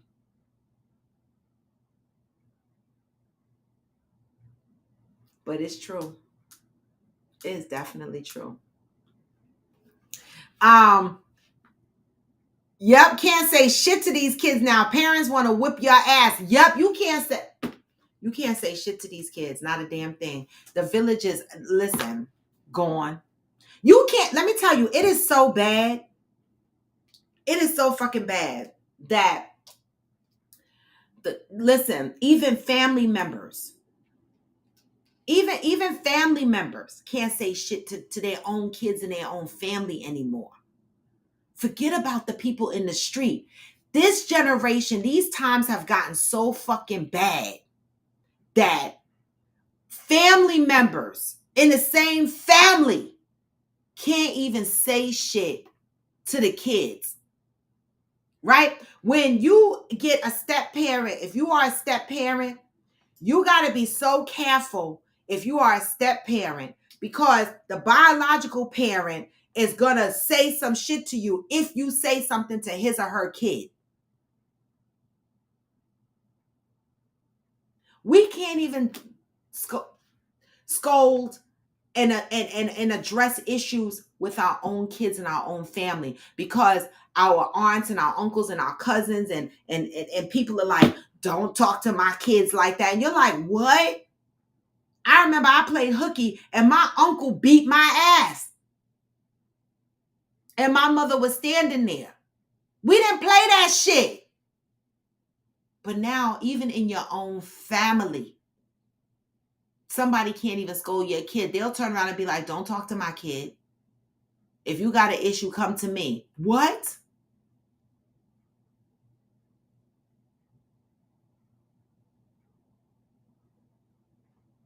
Now, granted, and this will be a deeper conversation for another day. You know, we did move away from the village, right? But during the village times, kids was being molested, inappropriately by family members and strangers and shit like that. So maybe over the course of time, people had less and less trust for the village mentality because some people in the village was touchy-feely, even family members. So people started to become protective of their kids And then it was, nah, you can't go to this person's house. I don't give a fuck. That uncle look funny. Don't say shit to my kid. Don't hit my kid. Don't touch my kid. Right? People start getting funny. But we got to figure out where the balance is, how to get back to the village and still be able to protect our children.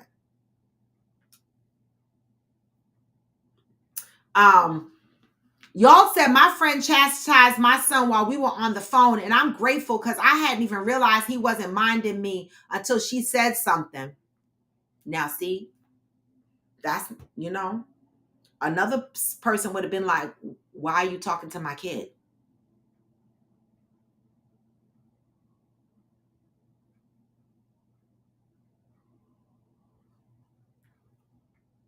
Right? We got to do better, y'all.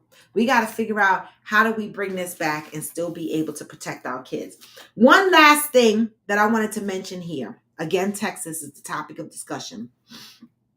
So Texas passed a law that said if you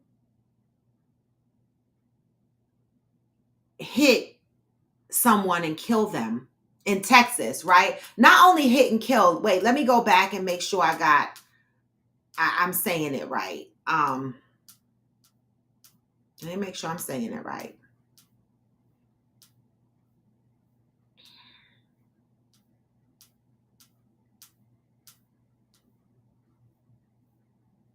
Let me make sure I'm saying. New Texas law requires drunk drivers to pay child support if they kill a parent or a guardian. New Texas law requires drunk drivers that kill a parent to pay child support. Yes, child support for the deceased parents, but I wanted to make sure it was just for drunk drivers. What do y'all feel about that law? I love it. What do you think about that law? I love it. If you are a drunk driver and you kill a parent, you kill a person that has children, they got to pay child support. How about that? How about that shit? Imagine. That's right, Hillbilly. Isn't that a good? Now, when you talk about laws being passed that are fucking good laws, this is one of them. Texas. Drunk drivers in Texas, count your motherfucking pennies. Fuck around and run somebody the fuck over that got some kids. Okay?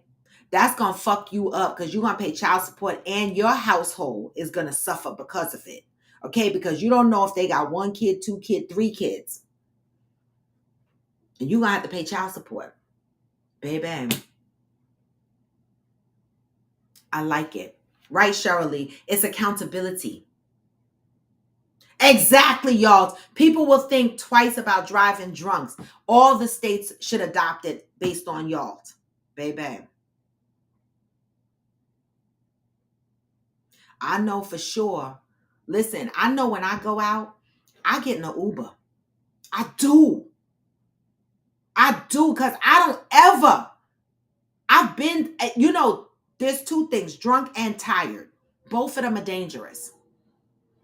Good morning, Val. Both of them are dangerous. Drunk and tired. Both of them are dangerous. Good morning, Sai. Are you back? Welcome back, boo. Drunk and tired. Okay? And so for Texas to pass a law that says drunk drivers that kill a parent have to pay child support. I like it. I like it. Y'all said Florida and Texas also have laws against Chinese citizens buying up property and land in the U.S., but that's another topic. Wait, what? I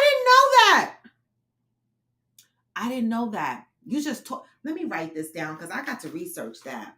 Let me see something. I need to write this down because that's a...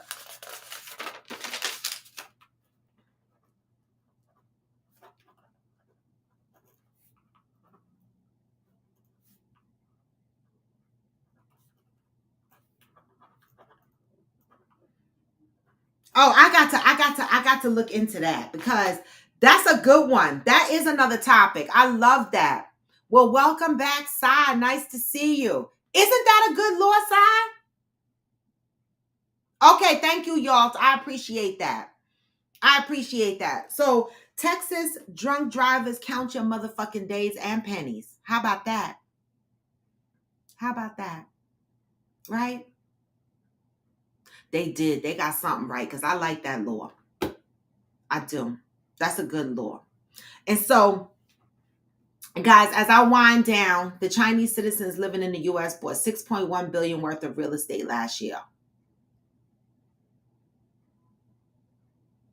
I know Fort Lee is full of them. Okay, I was in the we were hanging out in the CMOS factory on Saturday, and this Asian woman came in, and she was like, "Oh, I was just down here shopping, but I'm from Fort Lee." I was like, "I knew that. I knew the fuck that. They buy up everything in Fort Lee. I can't even afford to live in Fort Lee." Well, Cheryl Lee, a lot of people outside of the Black culture, race, ethnicity is buying up in Africa. Outside, not the Black folk. Not that the Black folk are not buying. I'm not saying that.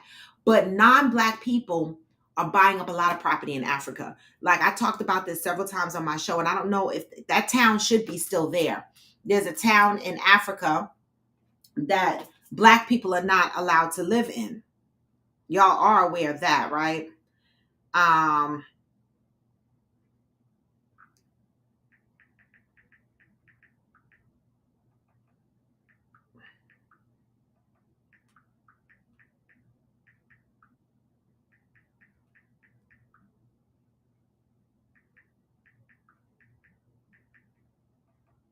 Let me find it. Okay, so this is based on The Guardian. This article that I'm pulling up is from 2019, but you guys can go ahead and research it. But this is true. An indictment of South Africa, white only town, Aronia is booming, right? 25 years after apartheid, Black people cannot live and work in this small South African city. Did y'all know that? Like there's white people in South Africa that have a whole town, right, called Orania. And Black people cannot live there. All right.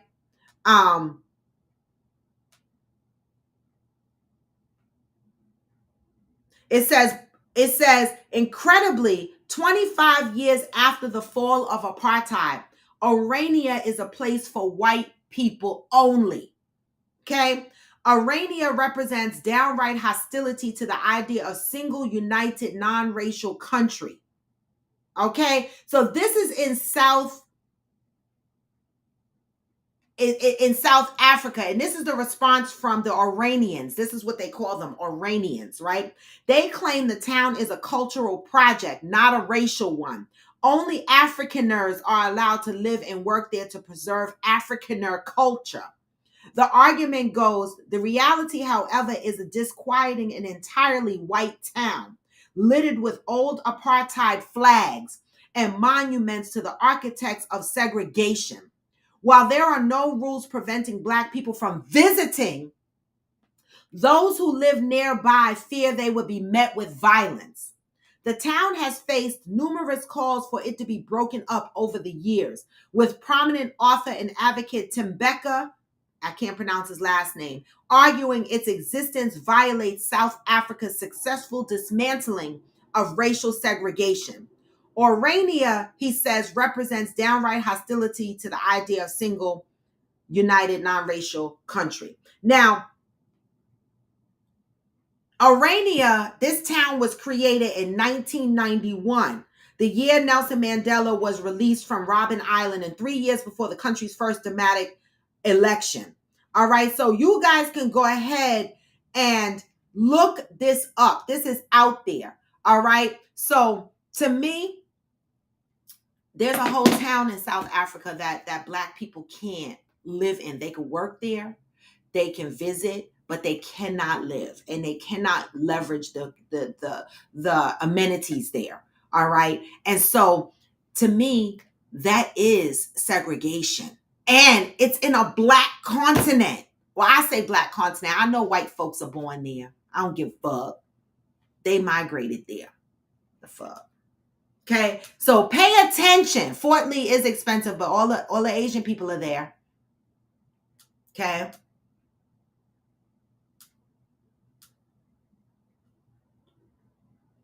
Sai said, I've even heard of people overseas buying property here without even seeing. Oh yeah, they definitely do that. When during the pandemic, when I was looking for housing, a house to buy, that's exactly what was happening. People from other countries was coming over, was buying the houses cash and overbidding, like bidding wars, buying the houses cash.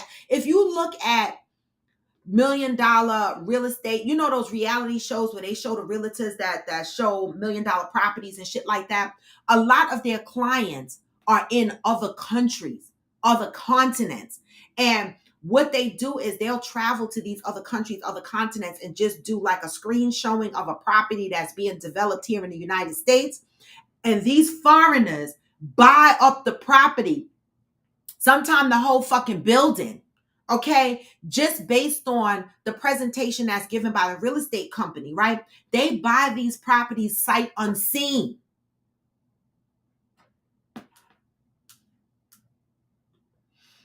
Hillbilly said, White House alert says move away from U.S. military bases. Chinese are buying land close to U.S. military bases.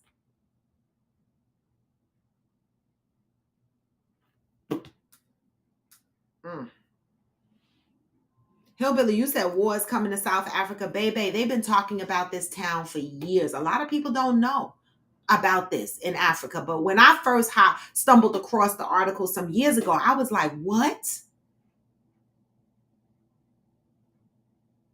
How you do that? How are you in Africa and telling people, black people, that they can't come there, but you claim Iranians, these white people, are Africans? Yes, y'all are born in Africa, right?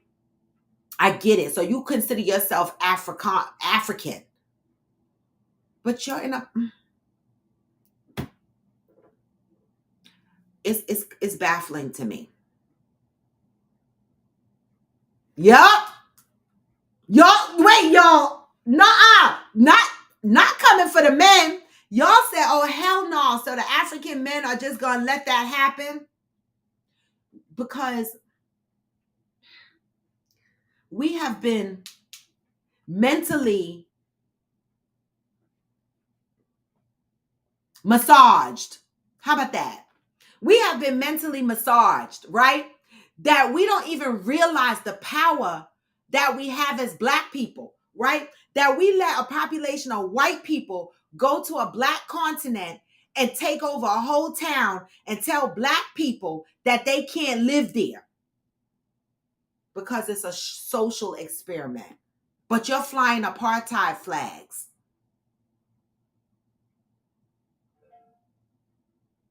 And black people don't even realize the power that they have to make that change. One town in all of the continent of Africa, all them black folks. But I say the same thing about the black folks here in the United States of America. Right? Why do we continue to let these things happen to us?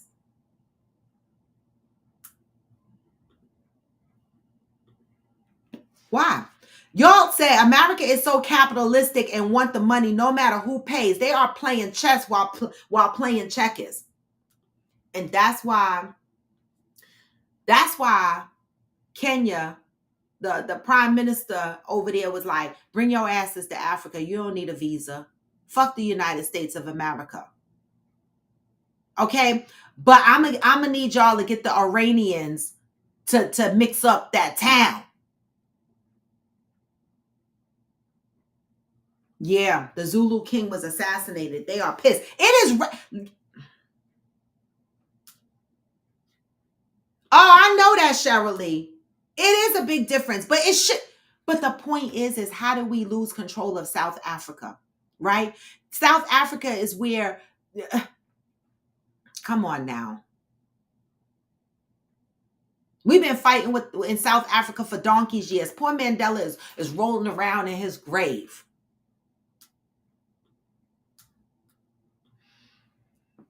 Y'all said when African Americans moved to Africa and try to influence the colonized minds of Africans, they say we are out of line.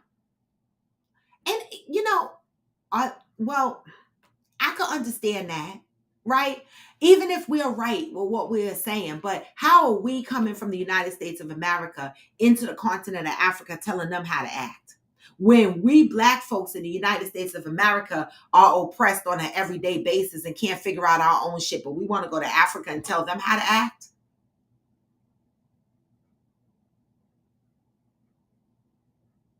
And you're right, Pat, it's the same thing, right?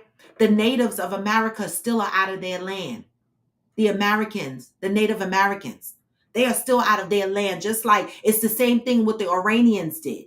America did. So I don't blame the Africans for saying, fuck you. Look at y'all Black asses over in the United States. You can't even get your shit right. Don't come over here talking shit. Just come over here and buy some property and sit your ass down. That's what they're saying. Invest in your country, in your continent, in one of these countries over here in Africa, and sit the fuck down and help us fight. But don't come over here telling us what we doing wrong when y'all Black asses can't get it right in the United States of America. So I don't blame them in a way, right?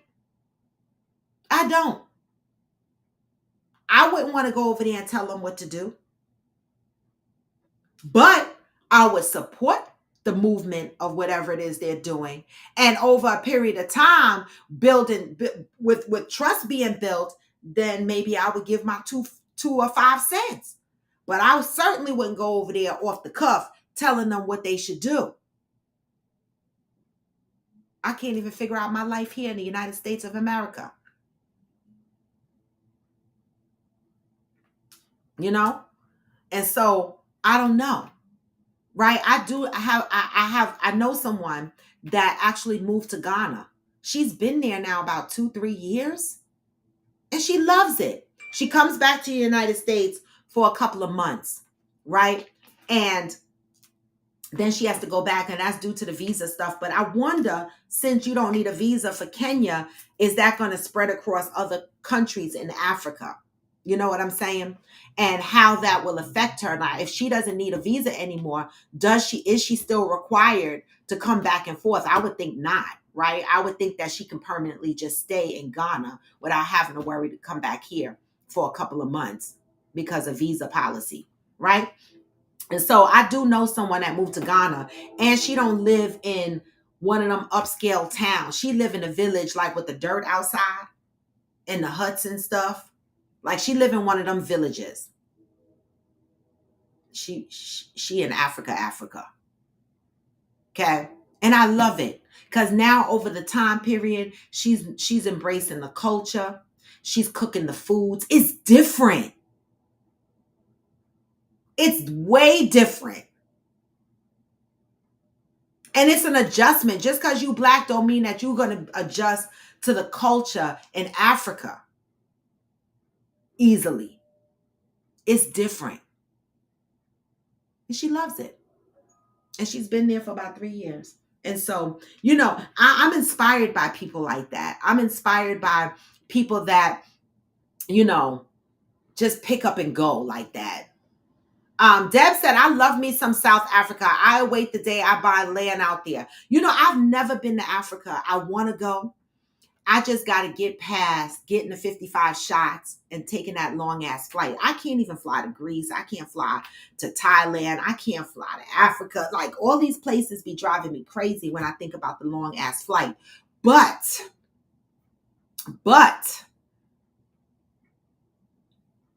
Africa got some fly ass places to live. Like these African movies. Y'all ever watch these African movies? I love African movies. And you watch these African movies and they do movies in Johannesburg and places like this.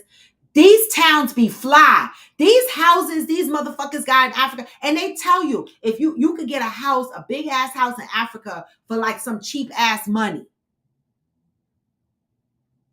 And a lot of land. They all not living in the villages with the dirt on the ground. That's, some people choose that. But they got towns and cities just like here. Johannesburg look like New York City. They got money, right? They got money. And traveling within Africa, country to country, Johannesburg, Tanzania, wherever, Kenya. It's a lot of places to go there. I've never been. I want to go. It's on my list. I want to go. And this is going to be one of them trips that I'm going to have to plan through Avia, the travel agent, where I plan it 2 years out. And I have a payment plan for it, but I'm going to plan that trip. I'm going to plan the trip. If not booking it through Avia, then I'm going to find one of those single travel groups that go to places like that and travel with them. Because that is one trip I do not want to just go by myself. When I say by myself without a traveling group or something like that, right? And so I want to go, and I'm going to plan it 2 years out so that I can afford to pay for it. Because when I don't just want to go to one place, I want to do a little tour. I want to hop around a bit. You know what I'm saying? And I got to find the right, destinations that I want to visit. I want to visit Tanzania too. Okay. I do. Sai said, I've been remote and city parts of Africa. I will say I thought about not coming back. See? Okay. Living overseas is lit. Less drama and distraction. Y'all remember the girl who used to join Coffee with Friends? She moved to Portugal. She living her best life. I still follow her. I see her pictures. She's living her best life. They have modern living side. They do. Pat said, Robin, we as Black American absolutely can lead the way. We just don't know our power. No other group of Blacks have made more changes in the world than us. Love it. Love to hear it. Deb said, it was my experience when visiting South Africa that the men were so welcoming, but the women just not so much. They gave me and my sister a hard time. They do that in Jamaica. They do that in a lot of countries because they feel like Americans have this air about them. And I think that even more so, they feel that the American women have an air about them, and they feel like a little bit of competition when you come over there because they don't want you taking their men, because they know that some of their men want a visa and want to get over to America. And so they're going to try. Right. And so I don't know, like I've never been to Africa, so I don't have the African experience, but I've had that experience in Jamaica.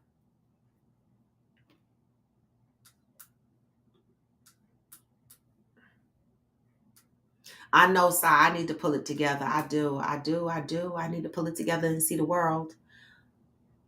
Well, I want to be changed, Valerie. I want to be changed. So, I want to be changed. Maybe I'll organize a group trip to Africa, but it's got to be planned 2 years in advance because I just don't have the money like that. I don't.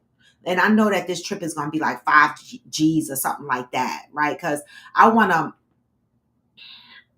do so much shit. I want to do the Red Sea. I want to go to Egypt. I want to do a lot of shit.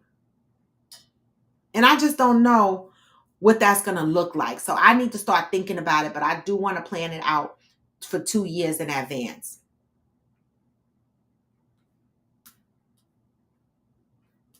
Yep.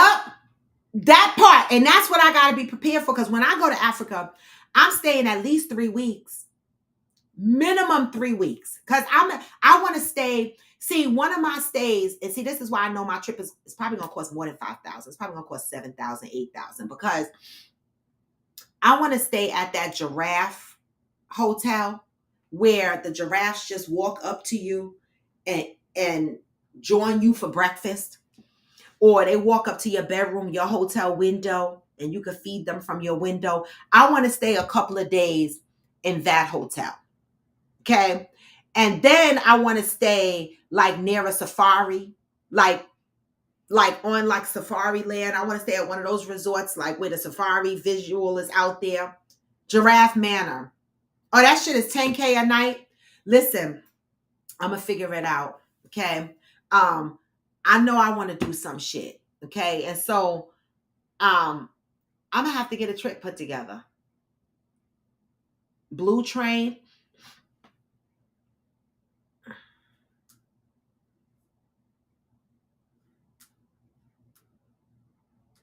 Y'all, you want to move to Tanzania? Okay. Tanzania and Nairobi. Nairobi must be nice. Oh shit, y'all, for real, you had a family to sponsor y'all to go to Tanzania, and then the pandemic happened. Well, Portugal, see, my grandmother's dad is from Portugal. And my cousin, I didn't really have a desire to go to Portugal, but my cousin wanted to go to Portugal because we have lineage there, right? And so he went like a year ago, and he said he didn't really like it. He said they are not friendly. And he travels. He goes to Peru. He goes to Europe. He travels a lot. He sees the world. And he didn't really care for Portugal either. He was like, they wasn't very friendly people. And the food was just okay. Lagos, okay. Lagos. Did I read this already? It was Black Americans that was instrumental in abolishing apartheid. We made contribution and applied world pressure to free Mandela. We did. And that's why it's so disappointing that after the whole free Mandela and apartheid was abolished, right? That this town, Orania, was stood up, not allowing Black people to live there. It's like they developed their own little apartheid neighborhood. That's what's so disappointing. Exactly. And that's why the women don't be liking the American women, because they know their men are trying to get visas.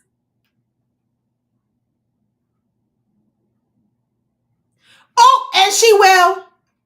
Y'all, she will. You and your best friend going to Jamaica next month. She definitely going to bring a man. If she wants to bring a man back, she will definitely get a man. They listen. Now I go to Jamaica. I'm real wise because I go to Jamaica all the time. But in the early stages, I used to tell them I was from other countries. Child, don't come over here. No, I'm not from the U.S. I'd be like, I'm from Ethiopia. I'm from here. I'm from there. I have a visa myself. I can't. But now I don't. You know, the guys in Jamaica, they talk to me. I flirt with them for a little while, but they know. No, I ain't bringing nobody the fuck back here. I ain't taking care of no fucking body. I don't care what you look like. And some of them be looking so yummy, but no. Well, let me get my ass over there. Let me figure out how to get on these long ass flights, cause the fuck. Okay, because lately everybody want these African men. Like, what's up? Like, the whole thing is every time you turn around, these celebrities got an African man. Like, what's going on in Africa? Like, and that's. I used to avoid dating African men. Now I'm like, did I mess up?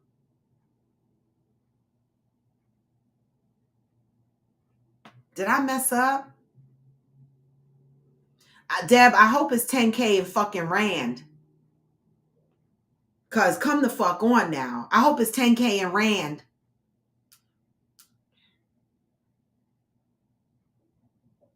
You said the food and bullfighting in Portugal, is that only thing they got exciting over there? I don't want nobody throwing tomatoes on me. And I like Portuguese food.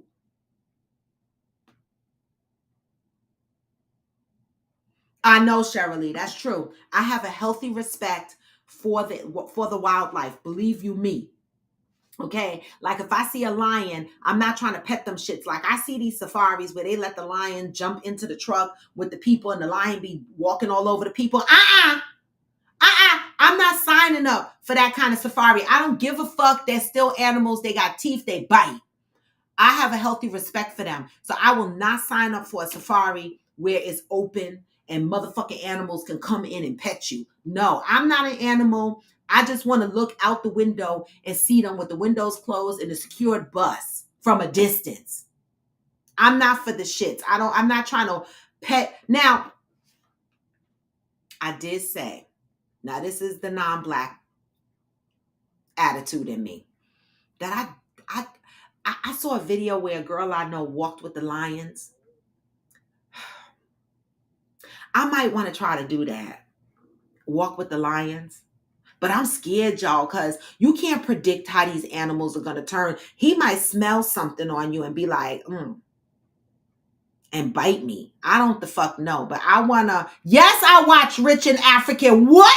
Them are the motherfuckers, Val, that make me want to. Listen, watching shit like Rich and African and them African movies, it helps make me want to go to Africa even more, because before I started watching African movies and shit like that, I used to think everybody lived where the dirt was on the ground outside. But watching Rich and Famous and all these African movies showed me that they got towns and places that look just like Hackensack and New York City.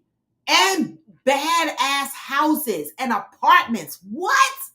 Rich and African, them motherfuckers are living. If y'all not watching that, please go out there on one of them apps and watch Rich and African. Young, Rich and African. I'm telling you, them mother effers, they are living.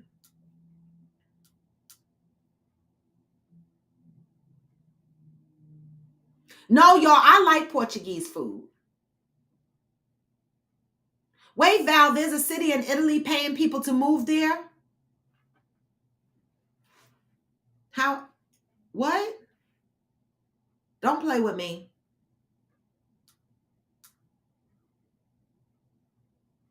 Okay? Don't play with me.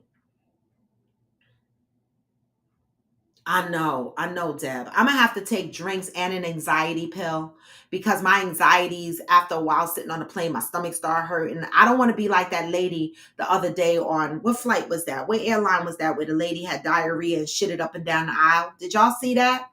And the plane had to turn around and land back in Atlanta. Was it Delta Airlines? They were headed to someplace far.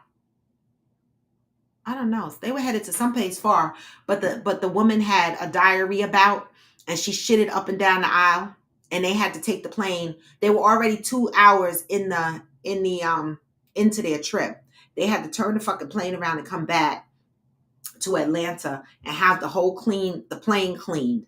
It was Delta. Okay. Going to Spain. Okay. Yeah. They had to clean and sanitize the whole plane and then reboard the same vessel and take off. See, I'll be worried that'll be me. I'll be the one shitting up and down the aisle. See, I can't. Like, my stomach, I feel bad for that woman that happened to, because imagine that happened to you. You're embarrassed. The whole fucking plane is stinking. People are looking at you. I don't want that to be me. So I would have to take drinks and an anxiety pill. Something that puts me to sleep. I might take a fucking sleeping pill because I sleep through the whole thing. I don't know. Oh, hold up, y'all.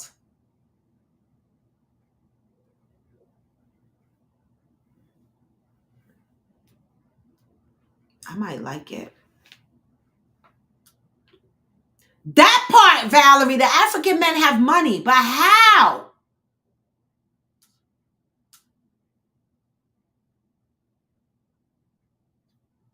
Wait, Deb said, I'm done with safari rides. That bull rammed our Keith and almost flipped us over. I am done riding in safaris. Besides, I have been on a bunch, so I'm good.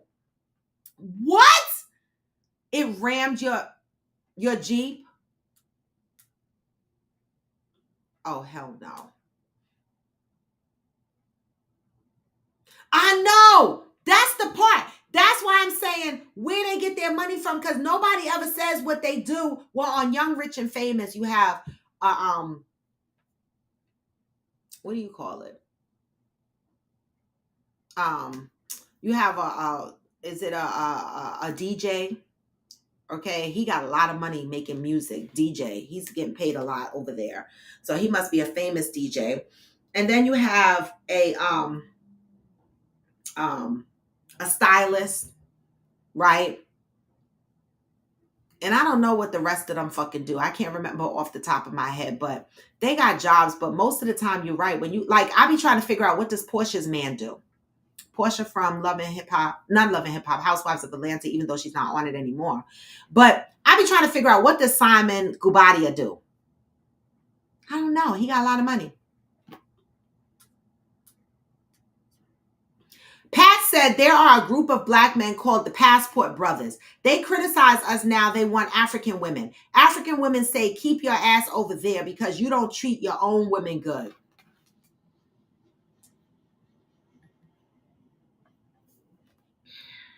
There's a video going around where a white man is saying everybody needs to go to Ghana or wherever and get their black wives. Okay.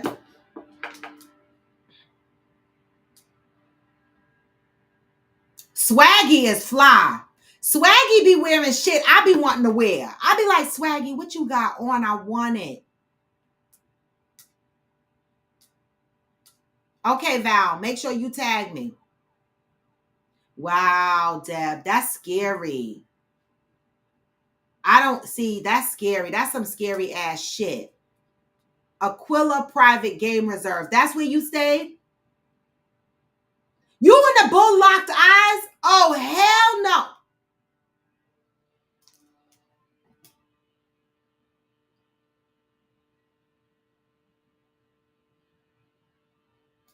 Hell to the no.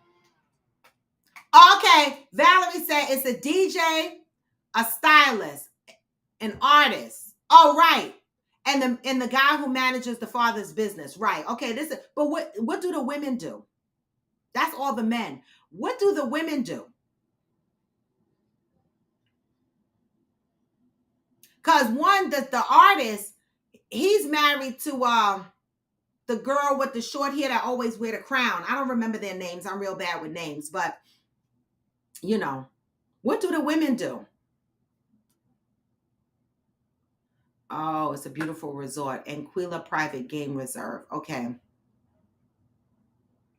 I don't know where to go and stay in Africa, but I'm gonna have to have somebody put a trip together for me but I definitely know Tanzania is on there. I have to figure out the countries I want to visit in Africa and then speak to my travel agent and figure out, how do I get to all these countries that I want to go to in Africa in one trip within 3 weeks. All right. I need to figure that out. Yeah, Deb, that shit is funny now, but I know at the time you must have been shitting your bricks. Like all the movies that we see that's called oh God, where these motherfuckers be out there with the lions and shit like that. Like Idris just did a film with him out in Africa and getting attacked by the lions out there. It's I got a healthy respect for these animals. You understand what I'm saying? But with that, y'all, it is 10:20. I got a meeting that I got to get prepared for 11 o'clock. American men that come over here to the USA have money. Otherwise, they would not be able to come here. I know. But money from what?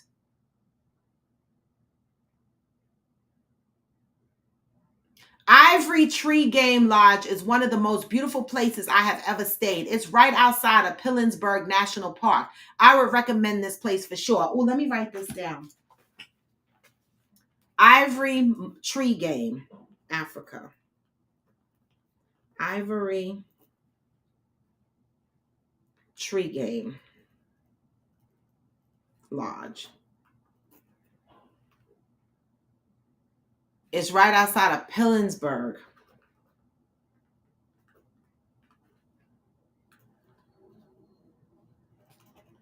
Okay, I gotta write that down.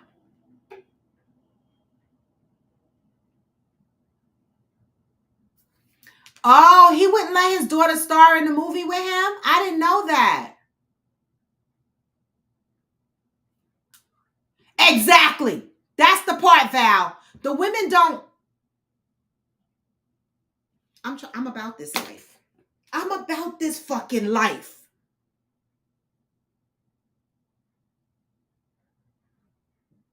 This is in Africa. Y'all need to watch Young, Rich, and Famous. Okay? It ain't, listen, and these women are all covered up. Okay? I'm just the fuck saying. Anyway, y'all, I need to close the show, but there's a couple of things I want to remind you guys of because earlier I made my announcements and everybody wasn't on. September 16th, we will be in Maryland supporting Johnny Leon Hill for the Rotten Apple Play. If you guys have not bought your tickets, if you plan on going and you are interested in buying tickets to go into the show, this is the link for the tickets.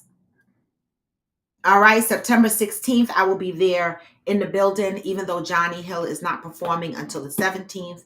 On Sunday, they moved him to Sunday. I already purchased tickets for Saturday, even though Johnny was gracious enough to talk to the production company, and they said that they would move my tickets to Sunday. Saturday is a better day for me because I want to spend time with Johnny Leon Hill and his wife after the play. I want to go out, grab a bite to eat, drink a little bit, mingle, right? Brandy is coming to the play. I'm actually staying with Brandy, our Coffee with Friends member. And so I'm taking the train into Baltimore. She's picking me up from there. I'll be staying with Brandy. We'll be coming to the play, hanging out, and then heading back to Brandy's house. And then the next day I'm out. I'm gone. All right. I'm heading back here. All right. So hopefully I'll be able to see a couple of more people that I know live in the Maryland DMV area while I'm there. Hopefully, but I'm going to be in and out so quick. So Sai, why you didn't buy tickets to the play? I've been talking about it for 3 weeks, mama. Here is the link. Right, Johnny Leon Hill is actually in the play. Did I put the oh, I didn't put the picture up here. I should have. But the link is there. So guys, please check the link if you are going to be in the DMV area that particular weekend. Let's support Johnny Leon Hill. Again, the play is September 16th at 7:00 p.m. Right? That's Saturday night performance. Johnny Leon Hill is going to give the Coffee with Friends members a VIP experience. We're going to be able to meet the cast of the play, right? After we do that, we're going to be able to go backstage, and see the backstage activities, which I'm so excited about. And then we're going to go out to a bar, have some drinks, hang out, socialize, celebrate Johnny. And then for those that are going to be there for Sunday, the Sunday performance is at 4:00 p.m. All right. Let me see. Let me see something real quick, y'all. Let's see something real quick.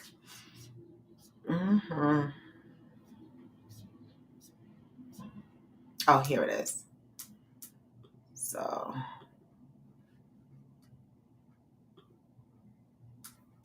all right, let me see.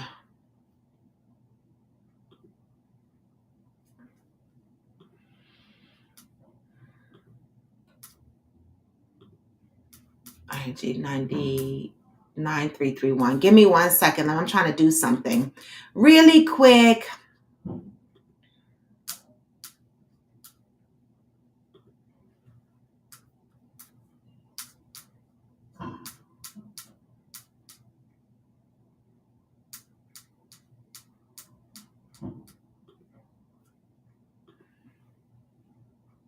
Oh, it won't let me do the overlay.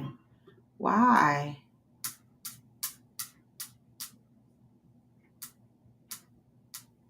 Why? Why won't it let me do it?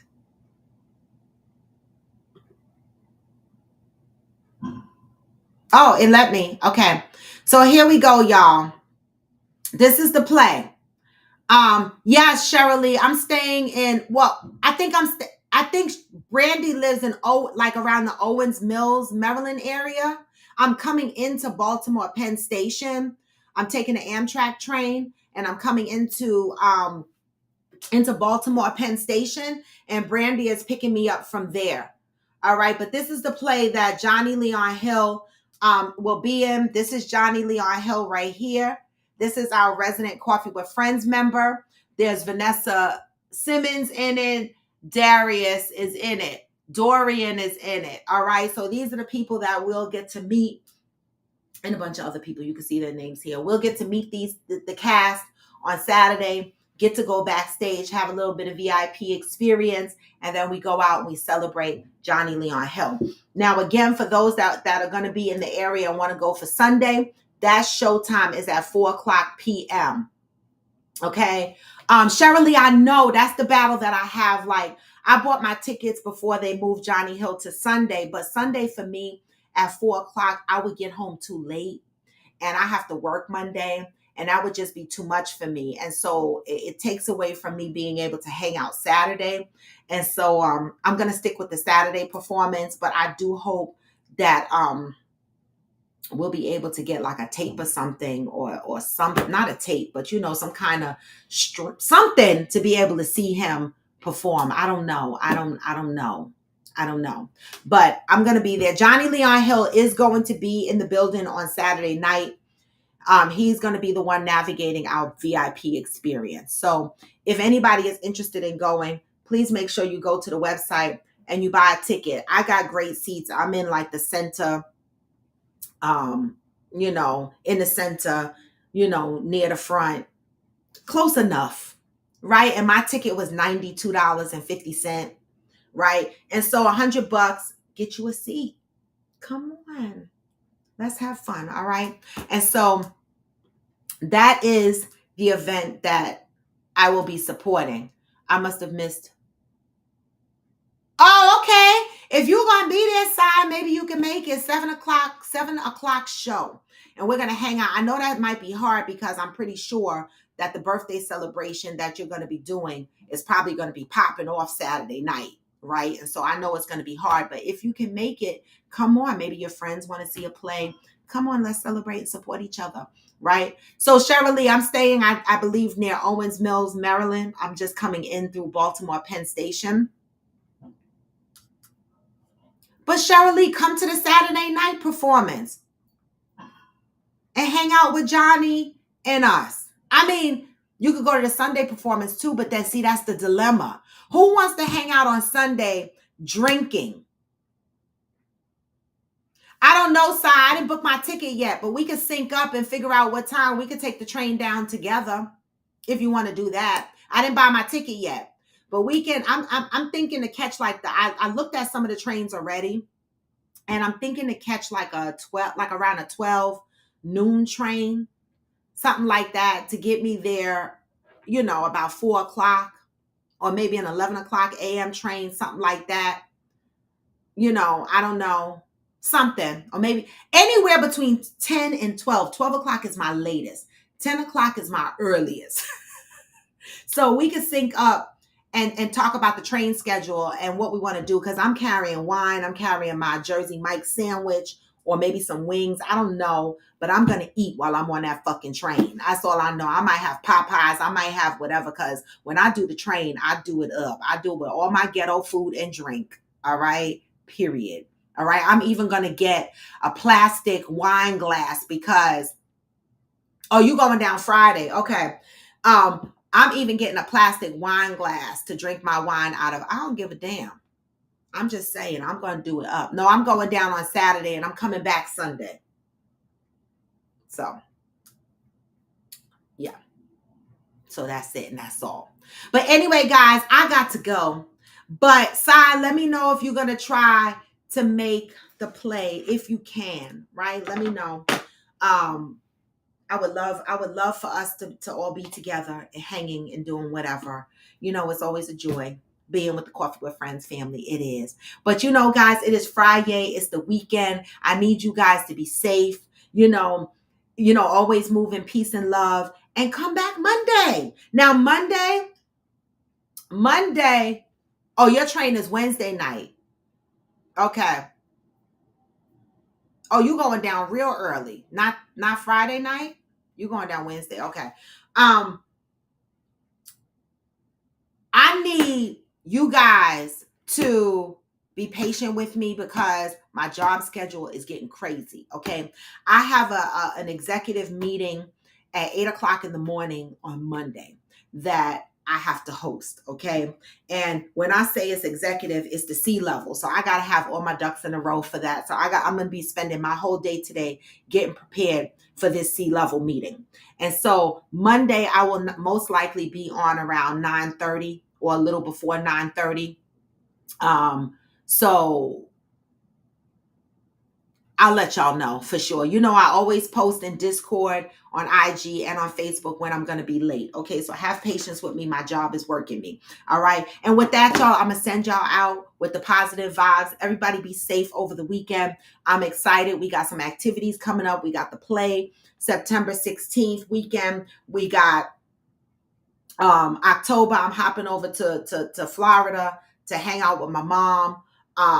November, I will be in Texas. We got that all planned out. I'm landing in Texas on the Thursday the 16th, hopping over to Deb's house. We're going to have an all-girls PJ party. And then Friday, we're going to be packing up our bags again, heading to Galveston, Texas to stay in the beach house where we will have our games, our drinking games, our prizes, our coffee with friends after dark, our Friendsgiving, our wine tasting. All the shenanigans will be happening at the Galveston beach house over the weekend. Then we are packing up from the beach house on the Sunday. Everybody's packing up their shit from the beach house on Sunday.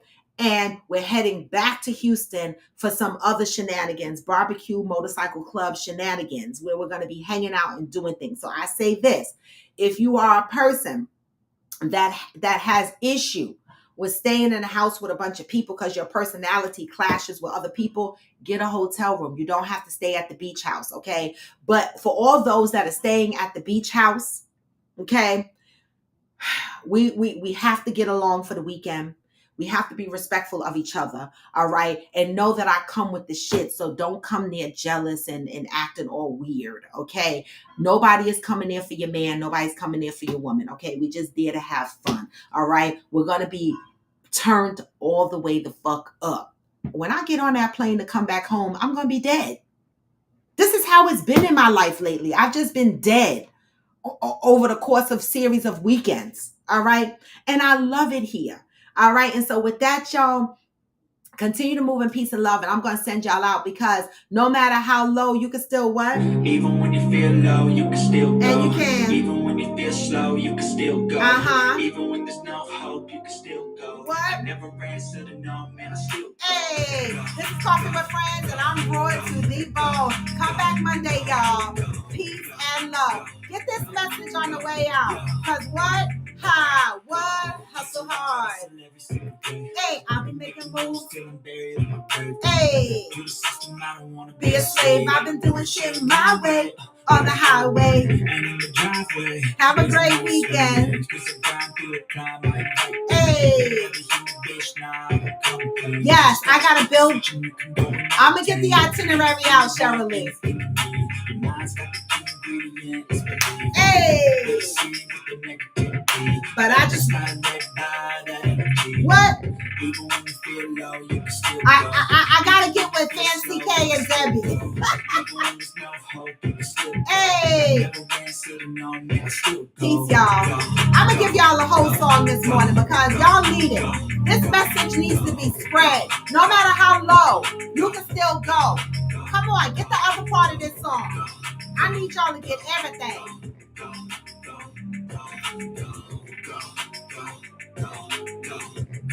Cause what? You got a mind, but even that can change. You can flip the gray matter like some batter in your brain. Hey, that's why I say, fake it till you make it A. And if you play that game, then you just might make a change. Get this message. On the bad, you okay. Take the worst I say and turn them to a game. Take the best I say and put them on display. On repeat in your brain till you're feeling no more pain. Never turn yourself down, you can do some more, yes. Push back, start pain, and you find a door. Open it up, and finally explore everything that you got. You can never do it before. Cause what? Even when you feel low, you can still go. And you can. Even when you feel slow, you can still go. Yep. Even when there's no hope, you can still go. I never answer to no, man, I still go. And I don't. And with that, I'm out, y'all. Peace.